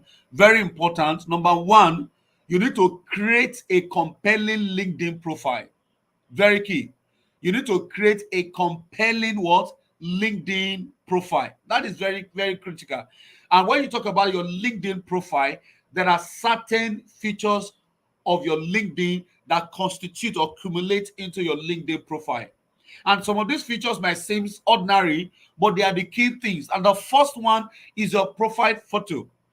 Mr. Chike was showing, profile photo earlier. It's very key. That is the first point of contact. That is the first thing people see. So you need to use a professional headshot that reflects your brand. It's very important. I don't say, oh, I don't have a company. You are yourself incorporated. That is your company. You yourself incorporated. So you have a brand. Inherently, you have a brand. So whether you brand yourself or you have not been branding yourself, naturally, by default, everyone has a brand. You just may have brand that has low visibility or a poor brand. So by default, everyone has a what? Has a brand. So use a professional headshot that reflects your brand. And of course, try to smile. Make sure that your photo is approachable. Approachable pictures work best. Now, you may be someone who is not naturally gifted in smiling, like Teacher Chike, he's always smiling, right? Maybe some of us who naturally don't smile always. When you want to take your professional headshot, please, you need to smile. It goes a long way in communicating your brand. It goes a long way in communicating the kind of atmosphere you bring into the workplace. you bring into the professional place is very, very well, very, very important. So your profile picture is your first introduction to other people. So choose the right profile picture, okay, and ensure that this profile picture places you or makes you I mean, and does not break you. Yes, that's the word I'm looking for. It's your first impression. First impression. So you may need to go out, spend money to take the headshot. It could cost you, but what you are going to reap from it, year in, year out, you are going to be gaining from it. I mean, there was something I gained in 2019 because of my work on LinkedIn, and that gives me 100,000 naira, extra monthly since 2019 till now. It's very important. So we are not joking here. We are not joking. And if you are following, you may want to just type, we are not joking. Just type it on the chat room as you're following. We are not joking. We are serious about this. We are professional and we do not joke. Okay, so your profile photo, you must make it what? A touch note. Then beyond your profile picture, another thing is, yeah, let me just use it. Beyond your profile picture, another thing is the background photo. Now, when we talk about the background, photo, we are talking about this one over here. If you can see my cursor, this is the profile picture. But behind the profile picture, there is something like the yes, the background photo. So LinkedIn itself has a background template that everyone can use. But if you don't want to use the template that LinkedIn has, because you want to come online, you want to be unique, right? You don't want to use something that someone else can choose. Okay, so you may upload your company logo, okay, or you have a personalized image that you can create. You can go to Canva, right? You can go to Canva and create, just choose on Canvas and some other platform like that. They will give you templates that fit into either your Instagram or either your Facebook or either LinkedIn. Just choose that template for what? For LinkedIn. And what that does is that it's almost like your own banner. It's like your professional banner. Like when people go to war, if you watch Roman movies, they carry this banner. And on that banner says a lot. The banner sometimes can determine whether you are going to win a war or not, because banner also communicates battle strategies. So your background photo, let it communicate your professional strategy. Let it be what speaks, for you as an individual. So your background photo is your second visual element at the top of your profile page. It grabs people's attention. It sets context and shows a little more about you, a little more of what matters to you, a little more of what you bring on board as a professional. It's very important. So I think more than anything else, the right background photo helps your page to stand out. I mean, if I could show mine, this is my own, background photo. It engages attention and it stays memorable. So when you look at my background photo, it talks about enhancing the brand, the value of the brand teacher. That is the core of my work. That is the core of what I do. Making platform available for professional development. Those who have followed me for years know this is the core of my work. Yes, I love teaching and learning, but professional development is very key for me. So I do a lot of educational technology integration, keynote speaking, training. I run Teach to Reach initiative. I ensure that shows in my background. The moment you open my page, that's going to come, across, and you're going to see that. So it's very, very key and very important. Your background photo, you have to do it intentionally. Okay, if you cannot design, okay, go for a designer to get you a background photo. Everything you invest in your professional profile is never lost. You are going to repeat. Like Teacher Chike said, it may not be in 1 year, it may not be in 2 years. This is a synergistic effort that grows every now and then. And the moment you do it, you keep growing and you keep cascading on the effort that you've had. So another thing that jumps out of you is your professional headline. Teacher Chike showed a few, earlier on. Your professional headline is very powerful. So you must craft an engaging headline that in summary describe your expertise and value proposition. So if you are thinking, how do I craft a professional headline? Just think about your expertise. Think about your value proposition. What are you bringing on board? Very key. What are you bringing on board as an individual? What are you bringing on board? Your value proposition is very important and very key. Sorry, I don't know what happened to my screen. If you can still see my screen. So, sorry, Mr. Joseph,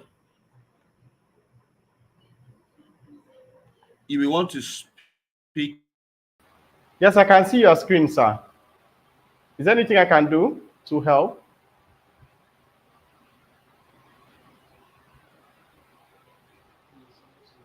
Okay, so that could be some technological glitch. Yeah, and please, if you're having premium value snapshots, use the hashtag. Okay. Okay, thank you. Okay. Yeah. Sorry. Network technology happens sometimes. Okay. So I was talking about, your headline. It's very important. That is where you start from. Your headline. I said treat it. Think about your expertise and think about your value proposition. What are you bringing on board? I talk about enhancing the value of the brand teacher. If you look at my headline, said it talks about me being a school leader. I am an education entrepreneur. For me, this is unique. This is not ChatGPT generated. This is not copied anywhere because I understand. I'm not claiming to be an entrepreneur. I am an entrepreneur. I help school to stand. I help to build a sustainable system in school. That is what it means to me being an entrepreneur.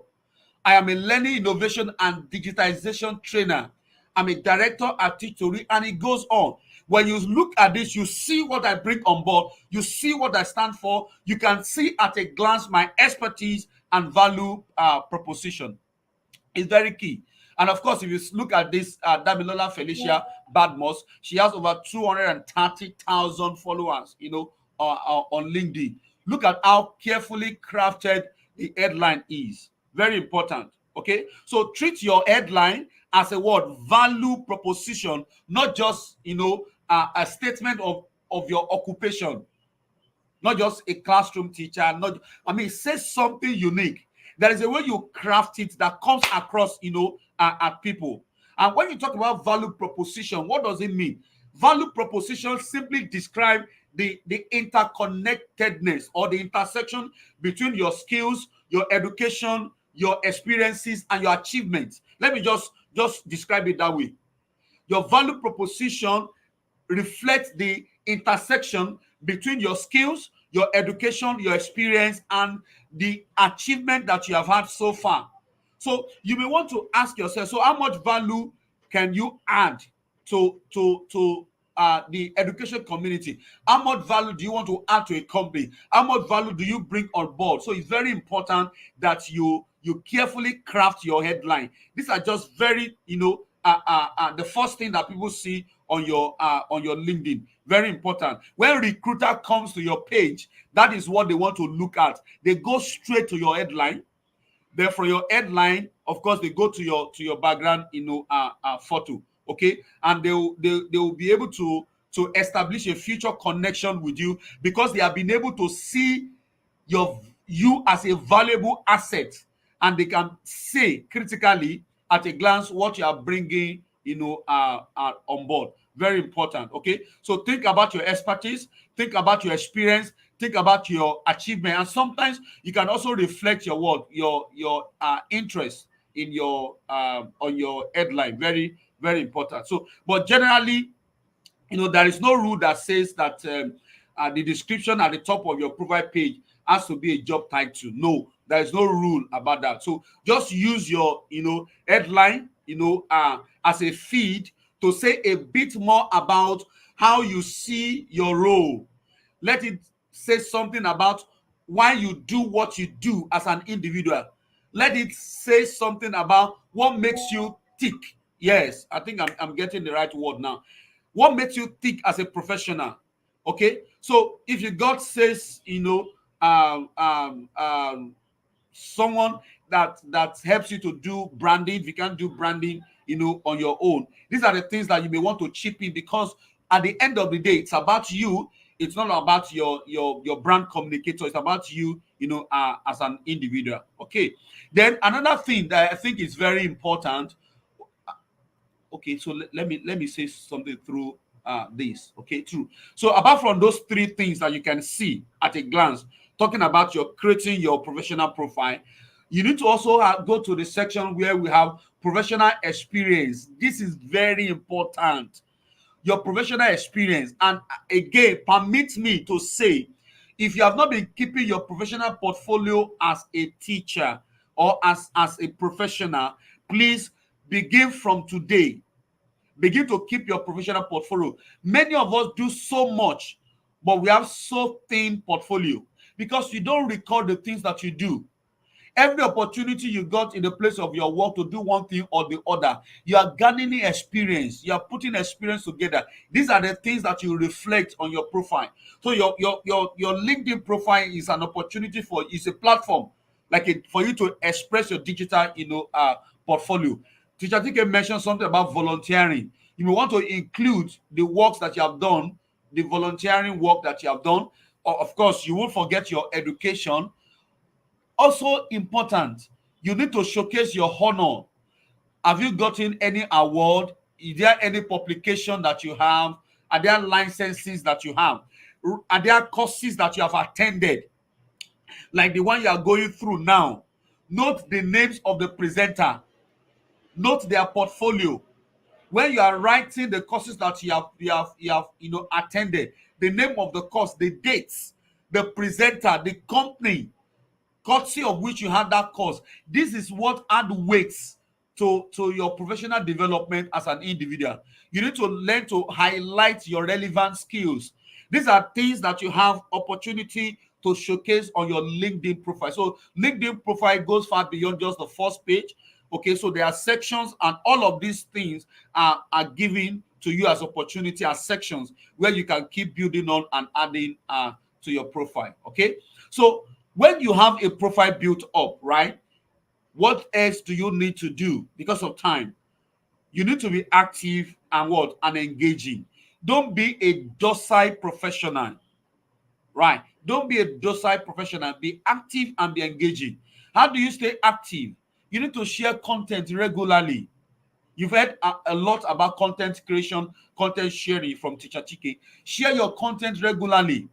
It could be video. There is no cap. There is no limit. It's as far as your mind can conceive. Share content, especially in the area you are claiming expertise. Let me use that word, because if you say that you are a tech expert, and we check your profile, we check your post, and you've not posted anything about technology integration, then we begin to wonder, where is your area of expertise? So it's very key, very important. If you check my LinkedIn page, and of course my Instagram, and so on, I'm usually very big on LinkedIn more than every other platform. I call myself the inspirational teacher. Sorry, I call myself the inspirational teacher. And so in most of the things that I do, as much as I share content about technology, content about pedagogy, about school administration, about education policy, I try as much as possible to inspire people. Inspiration is at the background of everything that I do. Okay, so you may also want to put yourself out there as a thought leader. The truth is, don't wait till 5 years before you begin to express yourself as a thought leader. That is something that you know. Put that thing out there. You are going to be growing in knowledge every day in every way, and getting and getting better. So it's very important. Look for a niche. Okay, study well, work well, grow well, and you build your capacity in thought leadership. These are ways that you can engage, your audience. Another thing that you need to do, you need to join relevant groups and engage in discussion. There are industry related groups, so lot of groups online. If you are a teacher, there are a lot of education groups, both locally, internationally, both Africa or worldwide. There are several groups there from UNESCO, from worldwide organization. Just make up your mind. Okay, I'm going to search for industry related or industry specific groups. You know what this group does? Anytime you post or you comment on those groups, you are going worldwide. Now, somebody may just see the idea that you put forward, and the person will be like, wow. And they go to check your profile. From your profile, you begin to get, invite for one thing or the other. There is no limit to how far that you can go. Another thing is engage in discussion. When you see people discussing intellectually about, for example, education policy, don't just scroll away because it's not something funny, because it's not something that makes you laugh. No, engage in the discussion. Engage in the discussion. It may not be your page. There are times I see somebody make a post. As a matter of duty, I want to comment, because what puts you out there is not only your own post, it is about the post of others that you commented on.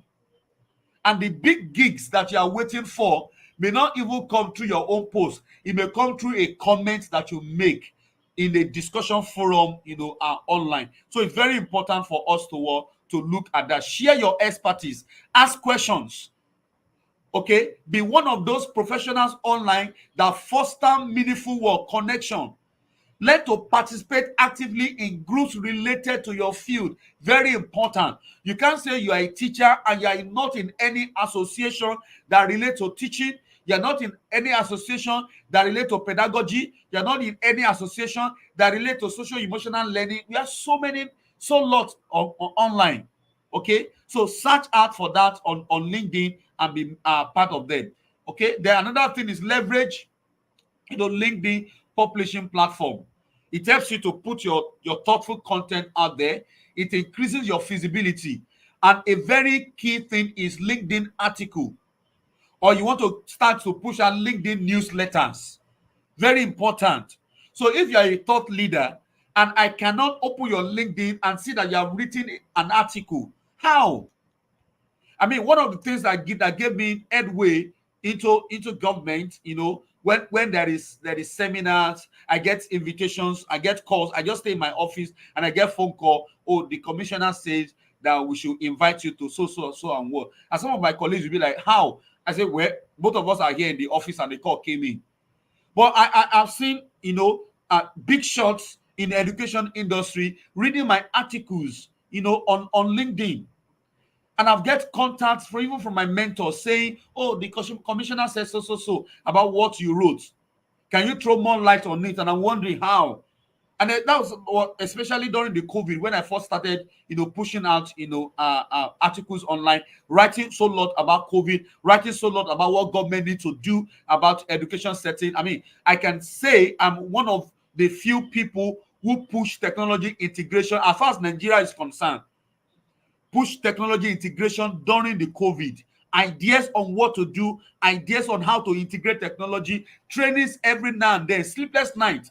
But I ensure that that I think I have 2-3 LinkedIn articles that push forth my ideas out there, even when I'm not physically speaking or virtually speaking to people synchronously. So it's very important. Then seek out recommendations and endorsement. Okay, what is the importance of this? It's a social proof. Number one, that you exist.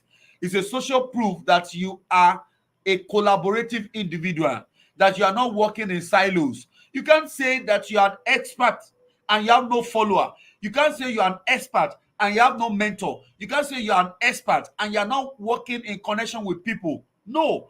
So it's a proof of your social existence. It's a proof of your social connectivity. Okay, then of course it also shows that you are qualitative and not just quantitative.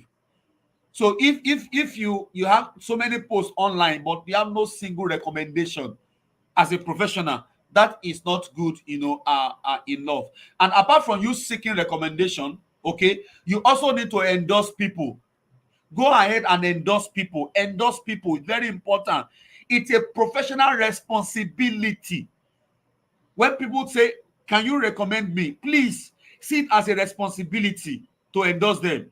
Mr. Joseph was saying, say a few things about me earlier coming on. My coming here is a responsibility. That's the way I see it. I owe the education community. It's a responsibility. So my coming here is an endorsement on its own. It's an endorsement on its own. So I want to beg you, LinkedIn gives you opportunity to seek for recommendation.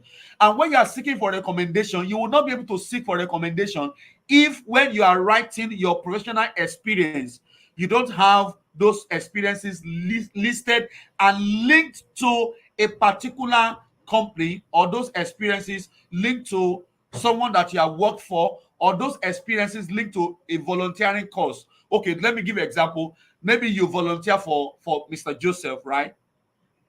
Okay, but in your profile, you did not list that out.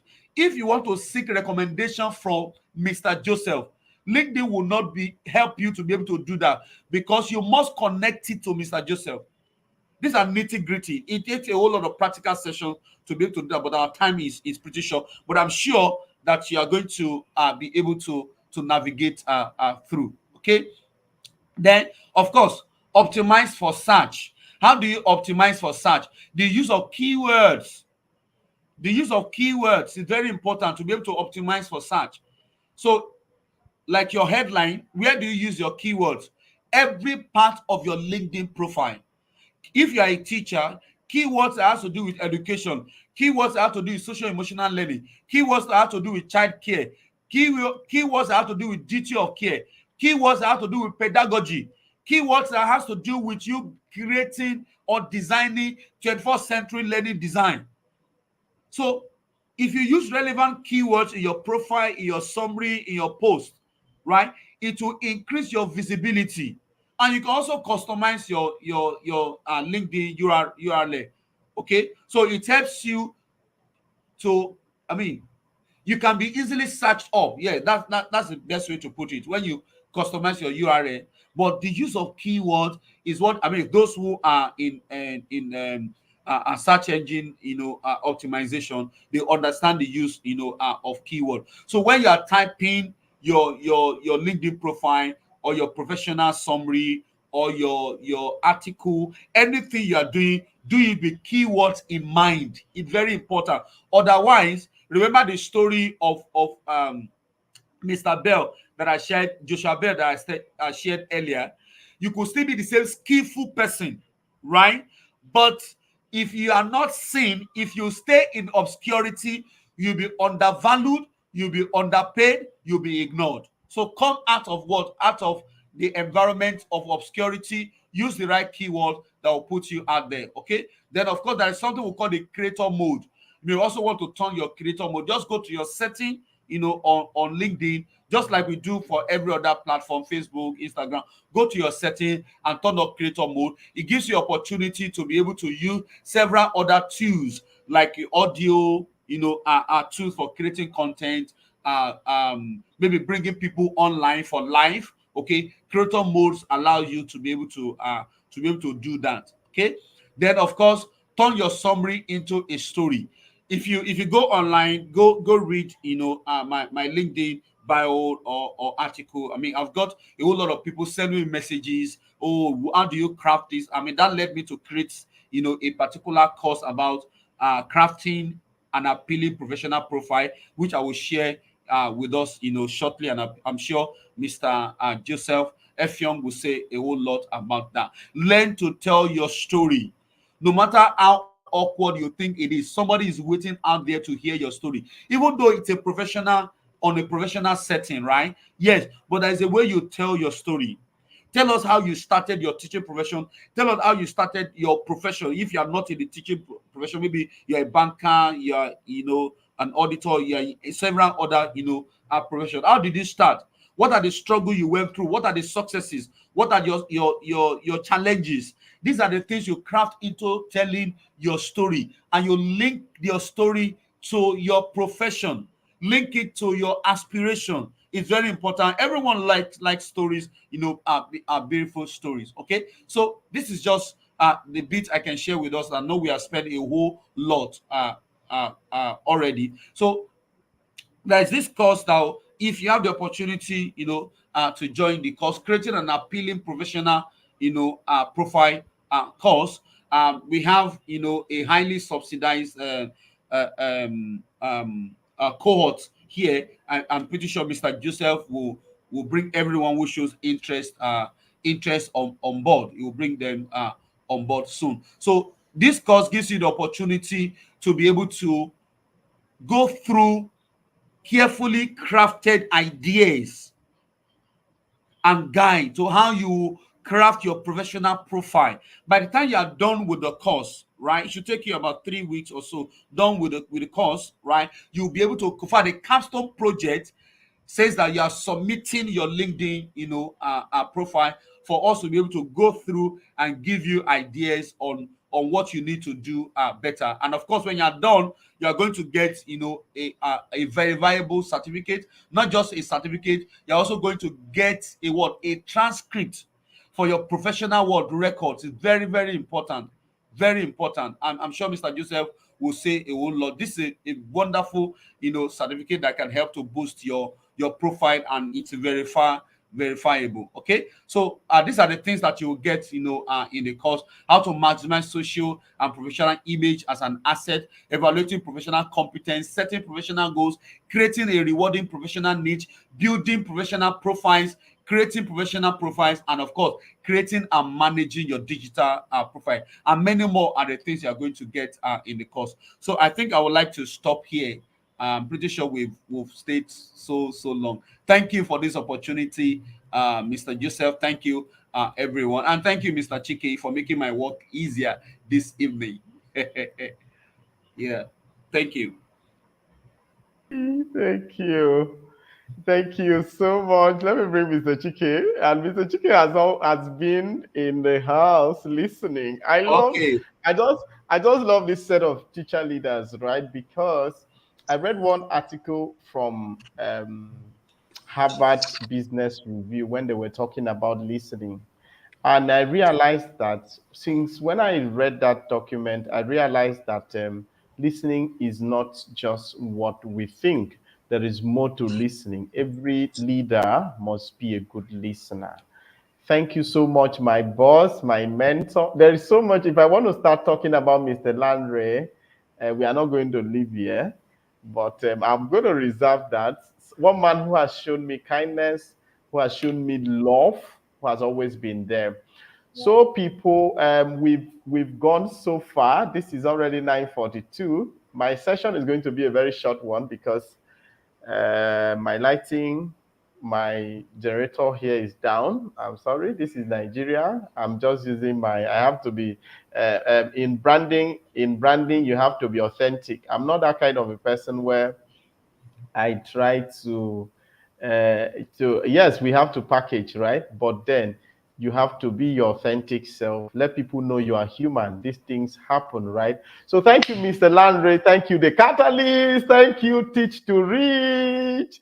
It's been amazing. Like, I have Mr. Unyema here who has been doing the back end work, and he said he has not forgotten what you shared in our second anniversary keynote address. Like he said, he told me from the back end that experience actually opened him up to the difference between a keynote speaker, an actual keynote speaker, that what you did that day was mind-blowing and absolutely exceptional. So thank you very much. In short, what you represent is what we are doing in the Be Exceptional Teachers Foundation. So we want to see how the status of the teaching profession is elevated. So you are one person that shows up fully.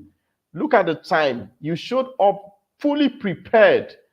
Yeah, there's some people that's why I always say that branding has to do with how you is an intentional, it's something you are very conscious of. So you see teachers carry themselves because you are earning low amount of money, you are earning small, you now carry yourself.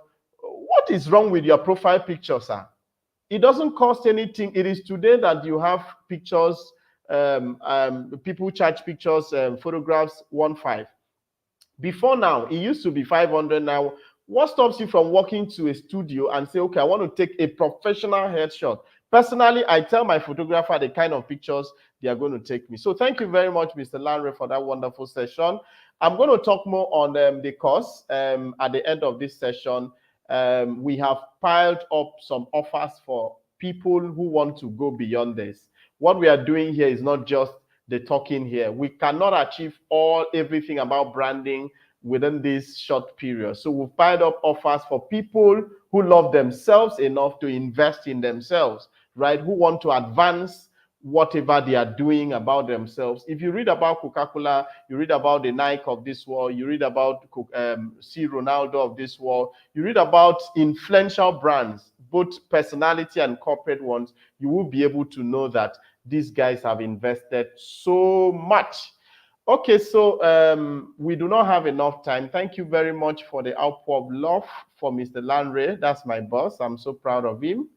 When I see him like this show up, I feel so privileged. I feel fulfilled. I feel that these are the kind of teachers I look at and I draw inspiration. These are the kind of teachers, when I finish with them, I have interaction with them. A police officer who stops me from at the road will ask me, who are you? And I'll quickly say, I am a teacher, right? I've had a lot of instances where I get to introduce myself. A police officer stopped me by the road and asked me, who are you? I introduced myself. I said, my name is Joseph Effiong. I am a teacher. And that is how the whole thing became so simpler and easier for me. So thank you very much, Mr. Lanre. We are going to introduce the course. The course is an all-encompassing package. I also have a package for everybody. So branding, personal branding. If you had read my profile, if you had read down my profile there, that's actually the work I do. Okay, so I have tools that will help you be able to weave out certain parts of you and then position you for global relevance. So basically, we are going to run, and I will have to be very fast. I will share my slide. Because of time, I'll just do one or two things and then we run, because we are already behind time. So I will be talking about, I want to share my slide now for everybody to see.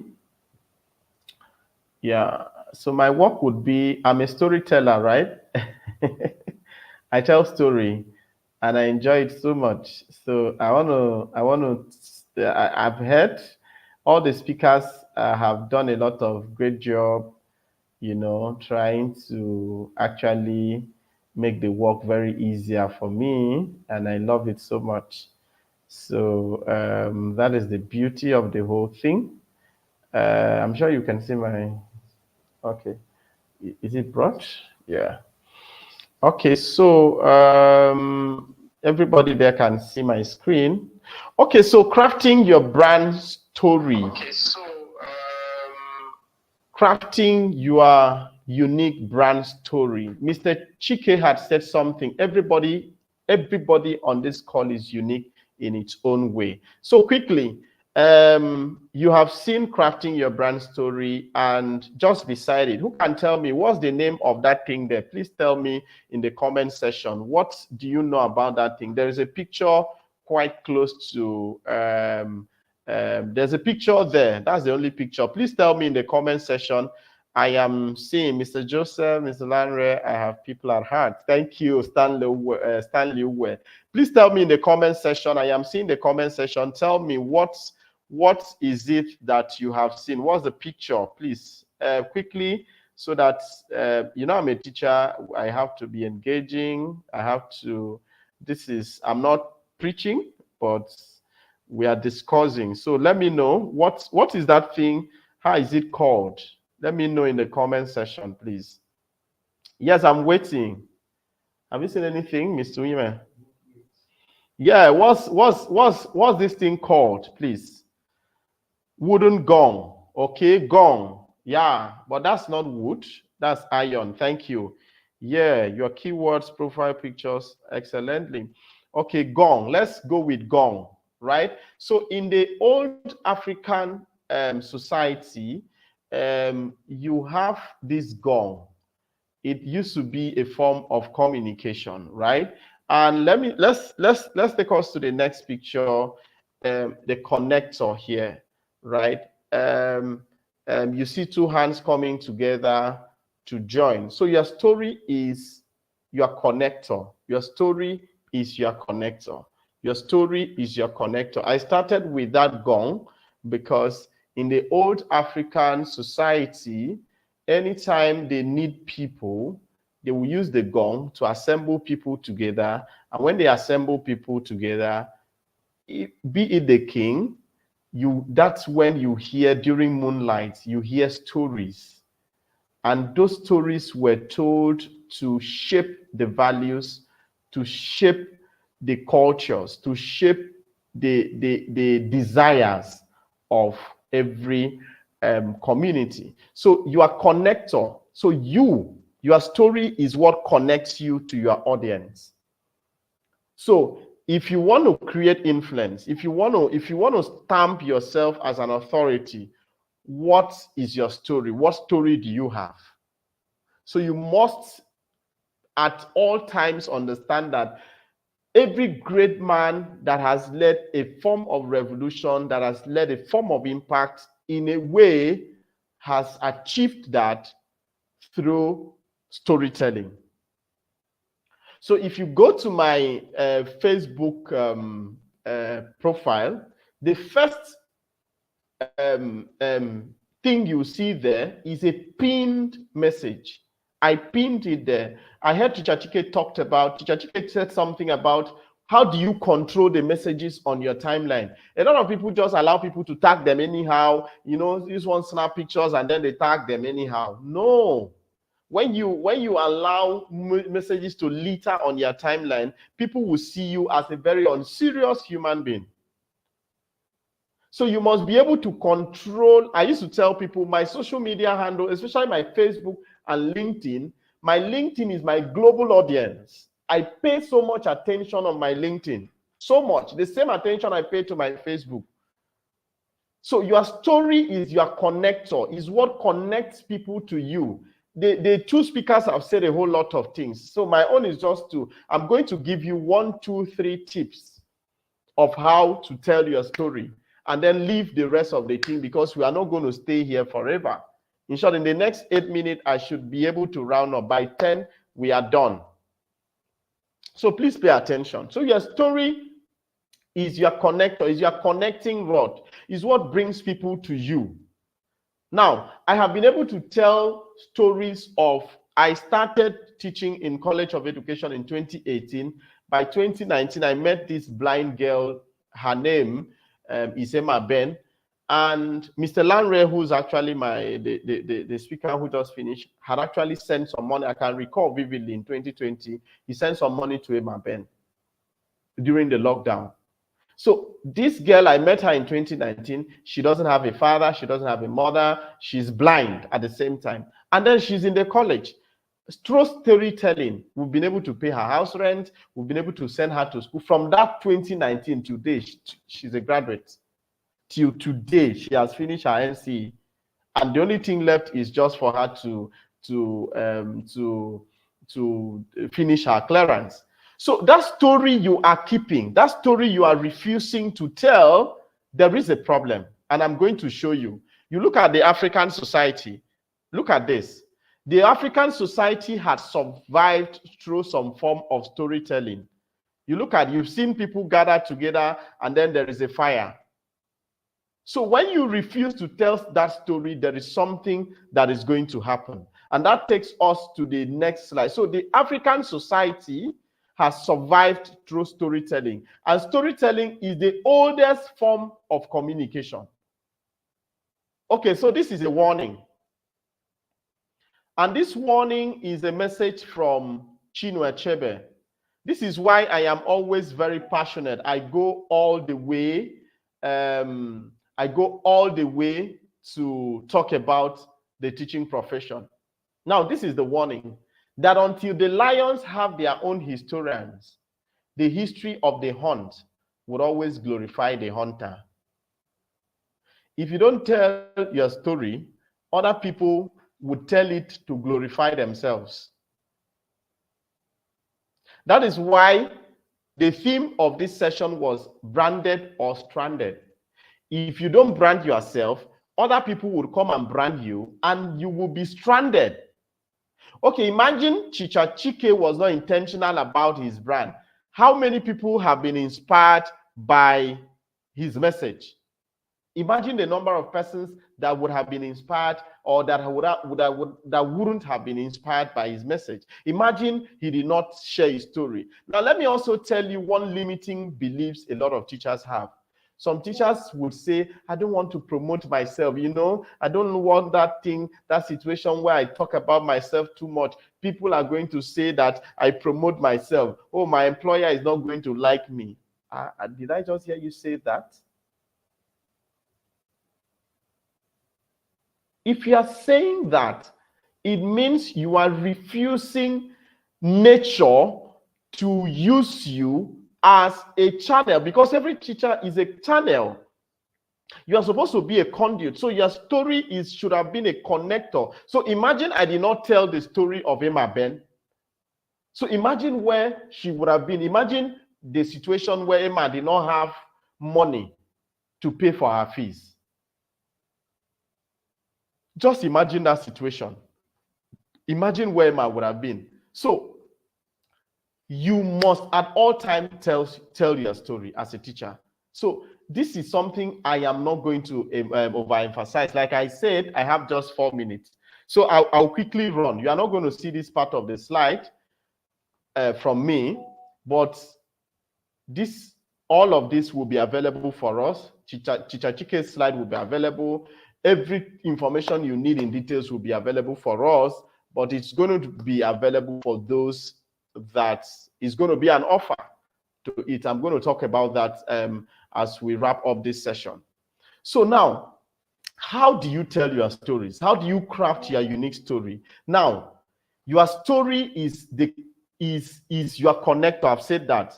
Now, crafting your unique brand story is you connecting the dots, connecting yourself to the real you. When I say connecting the dots, is a retrospect into your past, into your challenges, into your experiences. If you've ever watched Nollywood or Hollywood movies, if you watch those movies, you get to see that there are some times you follow, as you go through the movies, as you're going, you see some parts that looks as if you are so emotional, you want to cry. That story is crafted in a way that it has to draw your emotions, connect with you, and sometimes you are crying without even knowing. So let's explore, let's look at some features, let's look at elements. What would make you craft a compelling story? Number one is you need to discover your brand essence. When I talk about discovering your brand essence, you need to discover your why. What is your why? Why are you telling stories? So you need to discover your why. Your brand essence is, why are you a teacher? So you need to share your personal story, including your challenges, your setbacks. Share them, talk about them, right? Yes. Okay, me, for instance, thank you, Chicha Chike, you are having low battery. It's understood, sir. So me personally, I have a low-income school, and this year alone, we are challenged. We have a lot of teachers who are leaving, not because we are doing so bad, but because that's actually how it is. I came to social media and I talked about it. Oh, this is the challenge you are facing. I share it. So your brand story includes your challenges. It includes your successes, your achievement. Today, I spoke about a particular student of mine who I just encouraged. He came to my inbox to celebrate, to tell me, oh, Uncle Joseph. By that time, they used to call me Uncle Joseph. Oh, I got admission into school. and I am today a graduate. My convocation is today. This is a young boy that told me 3-4 years ago that he has no hope of going to school. And I told him, look, you cannot say you have no hope. There is always hope. You just need to be determined, whether you have money or not. He said he left Akwa Ibom only with his bag, just with his bag. He picked his bag alone, left Akwa Ibom, and then went to Lagos. And today he's a graduate. Imagine I did not encourage him. So the next one is identify your target audience. You need to know who you are speaking to.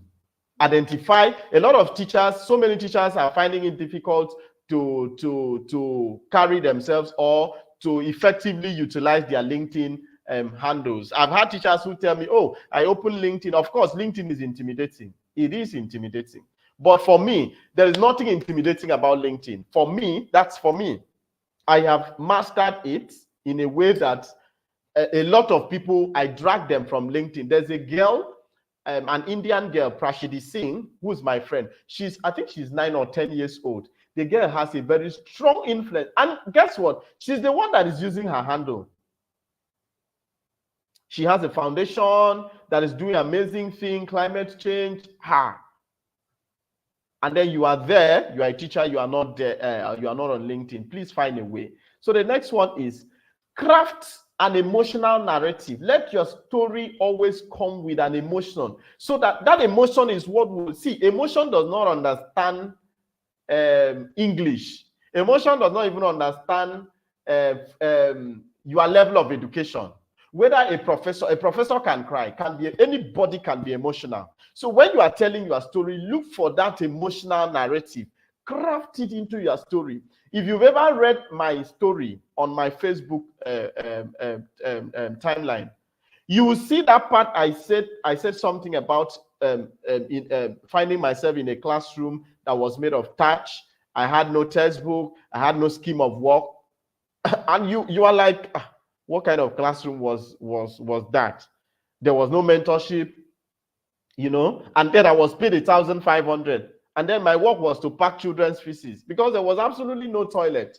I'm sure there are some persons that are on this call. Moffat is on this call. He knows the school I taught.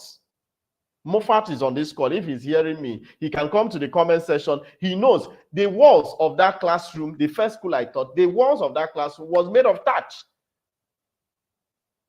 That is the place of authenticity. Don't fake your story so that you appear or you want to look nice. Just ensure that your story is authentic. Your story is real. Right? Then the next one is define your brand. You must clearly define your brand.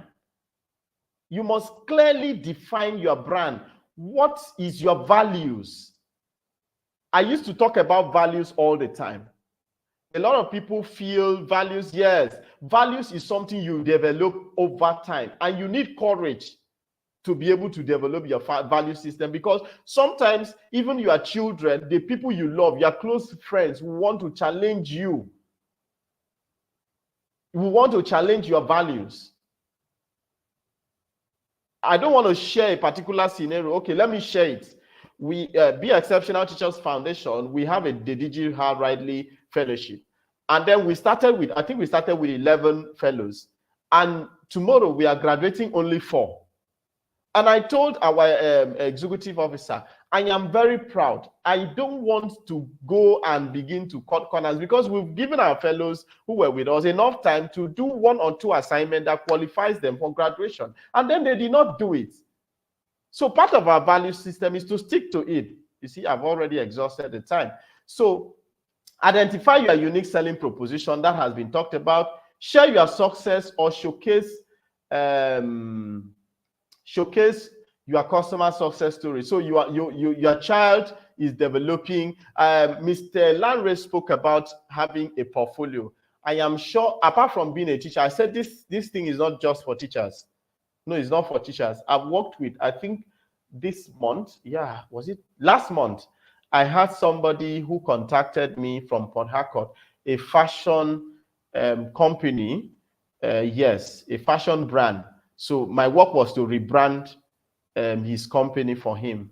And I did not just end there. After rebranding it, I ensured that I open a UK-based account for him. His company is now a UK-based. I sit down. You can sit down here in Nigeria and have a UK-based account. I do that, and I charge. Yes, you pay. So I am that village teacher. You will hear me say openly. I say, this is the village teacher. I am that person. I also develop skills. So I don't just develop these skills. I also position these skills in a way that will attract. Mr. Lanre said something so striking. So you can have that skills, and then you don't position yourself. There is every tendency that you will still be poor. I know a lot of teachers, I know a lot of persons that are very skillful, super intelligent, but they are fucking poor.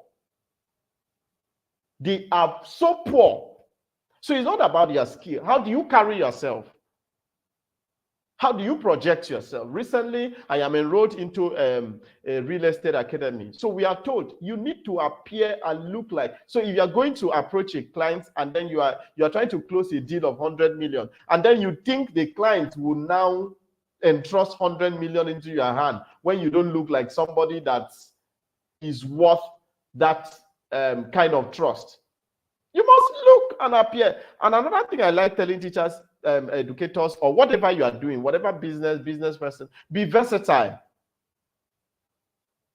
Don't say, oh, I am not good in selling. I'm not good in marketing. I'm not good in business.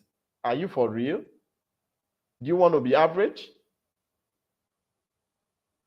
So you must be versatile. Look at Dangote. Look at any rich person. Look at any person that is wealthy in the world. All those top 10, they don't have one source of business. So when you are a teacher, when you are a business person, you are in the fashion, whatever angle you, and then you say, me, I love my job so much. I love my job. I don't want to compromise. That's why I depend solely on my side. I tell you, you die poor, and nobody fucking cares. Nobody cares. So you must be versatile. So you share your success. You share, okay, like now, everything we are doing as part of this session, as the session was going, I've taken a lot of snapshots. Even before the session, we did a lot of background work. We did a video. If somebody is asking me anything about this, oh, do you have proof to show? I have a lot of proofs. So it makes my work easier. So I see what is happening here. I take pictures. I'm going out and then I see some things happening in the environment. I take pictures and it's going to have a way I weave it into my story. We're already behind time, right? And then my battery would soon be going down. So use compelling visuals. Try to use compelling visuals at all time. Yes, incorporate visuals when you are telling your stories. Bring in videos, bring in pictures, weave them together. Be authentic. Be your true self. Don't want to fake. There is something that happened in golden schools. We don't have good walls, right? We are having a low-income school that is charging, I think, 3,000 naira for school fee. So I did something. I snapped the walls. I just snapped the kids. I said, we don't have the best of walls. And then we had somebody who sent in teaching materials, teaching resources for us. So be authentic. And the last one is adapt and evolve. Adapt and evolve. So you must be adaptable, be learning, pay for. See, another thing educators don't do is they don't like paying for training. They say, oh, I don't want to pay for training. If you know John Obidi, last February, I don't miss OBS, right? The last one we paid 65K. And it was just for a weekend. And I sat down for Friday, Saturday, Sunday, watching my laptop. And the moment I woke up from there, I was closing deals because I was full of ideas. My diary was filled, everything. Because I can't go waste, I can't pay such money and then I come out and I don't make more than that, like times 10 of that. It's a lie. So as a teacher, you have to evolve. You have, as an entrepreneur, learn skills, pay for training. There are some I pay for, I don't use them. I just learn them. I don't use them because I want to know. Some I pay for, I I teach other people free. So if you are that educator that is finding it difficult for you to understand your brand, that's you are here in the right place. For you to craft a compelling brand story. Mr. Chike, Teacher Chike said something about MTN everywhere you go. Do you have a story? Do you have a brand tagline? You should be able to have those things in a way that it connects to the personality that you are. So because of time, we are going to wrap up for now. And it is as simple as telling you one thing. If you are not branded, you will be stranded.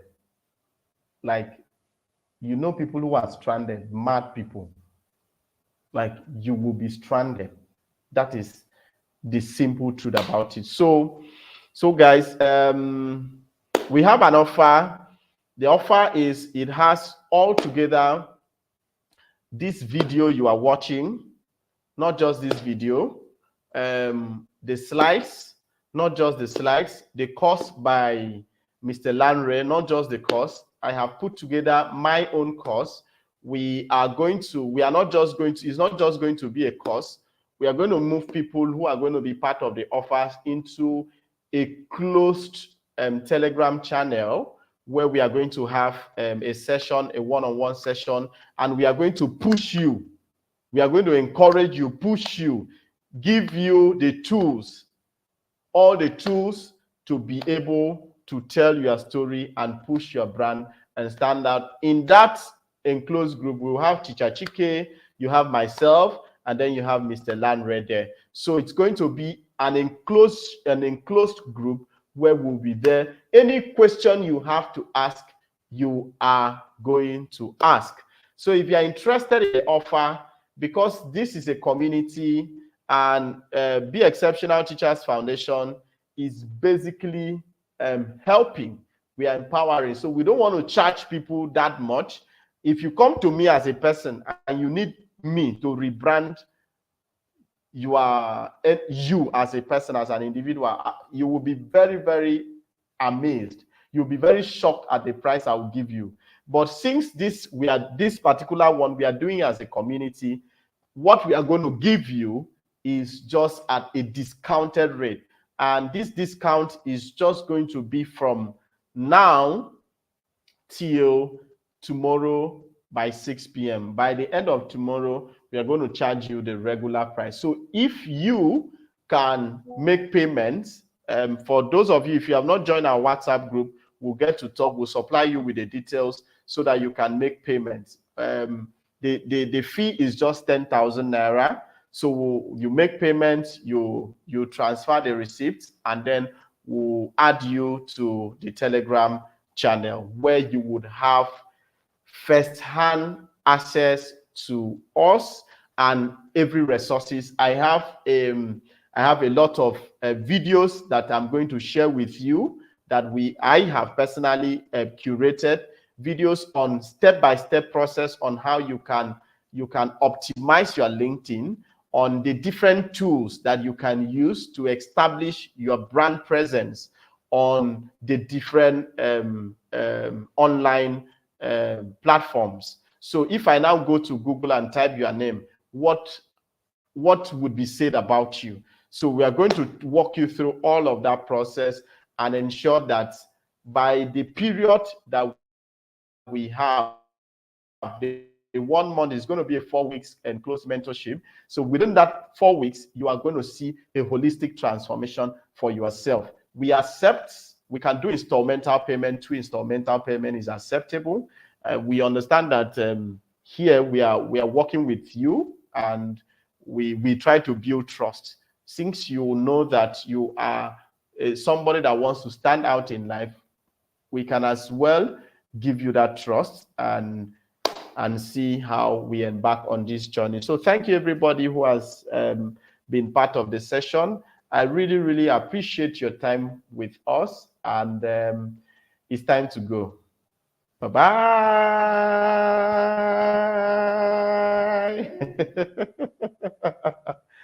Yeah. Thank you, guys. Thank you.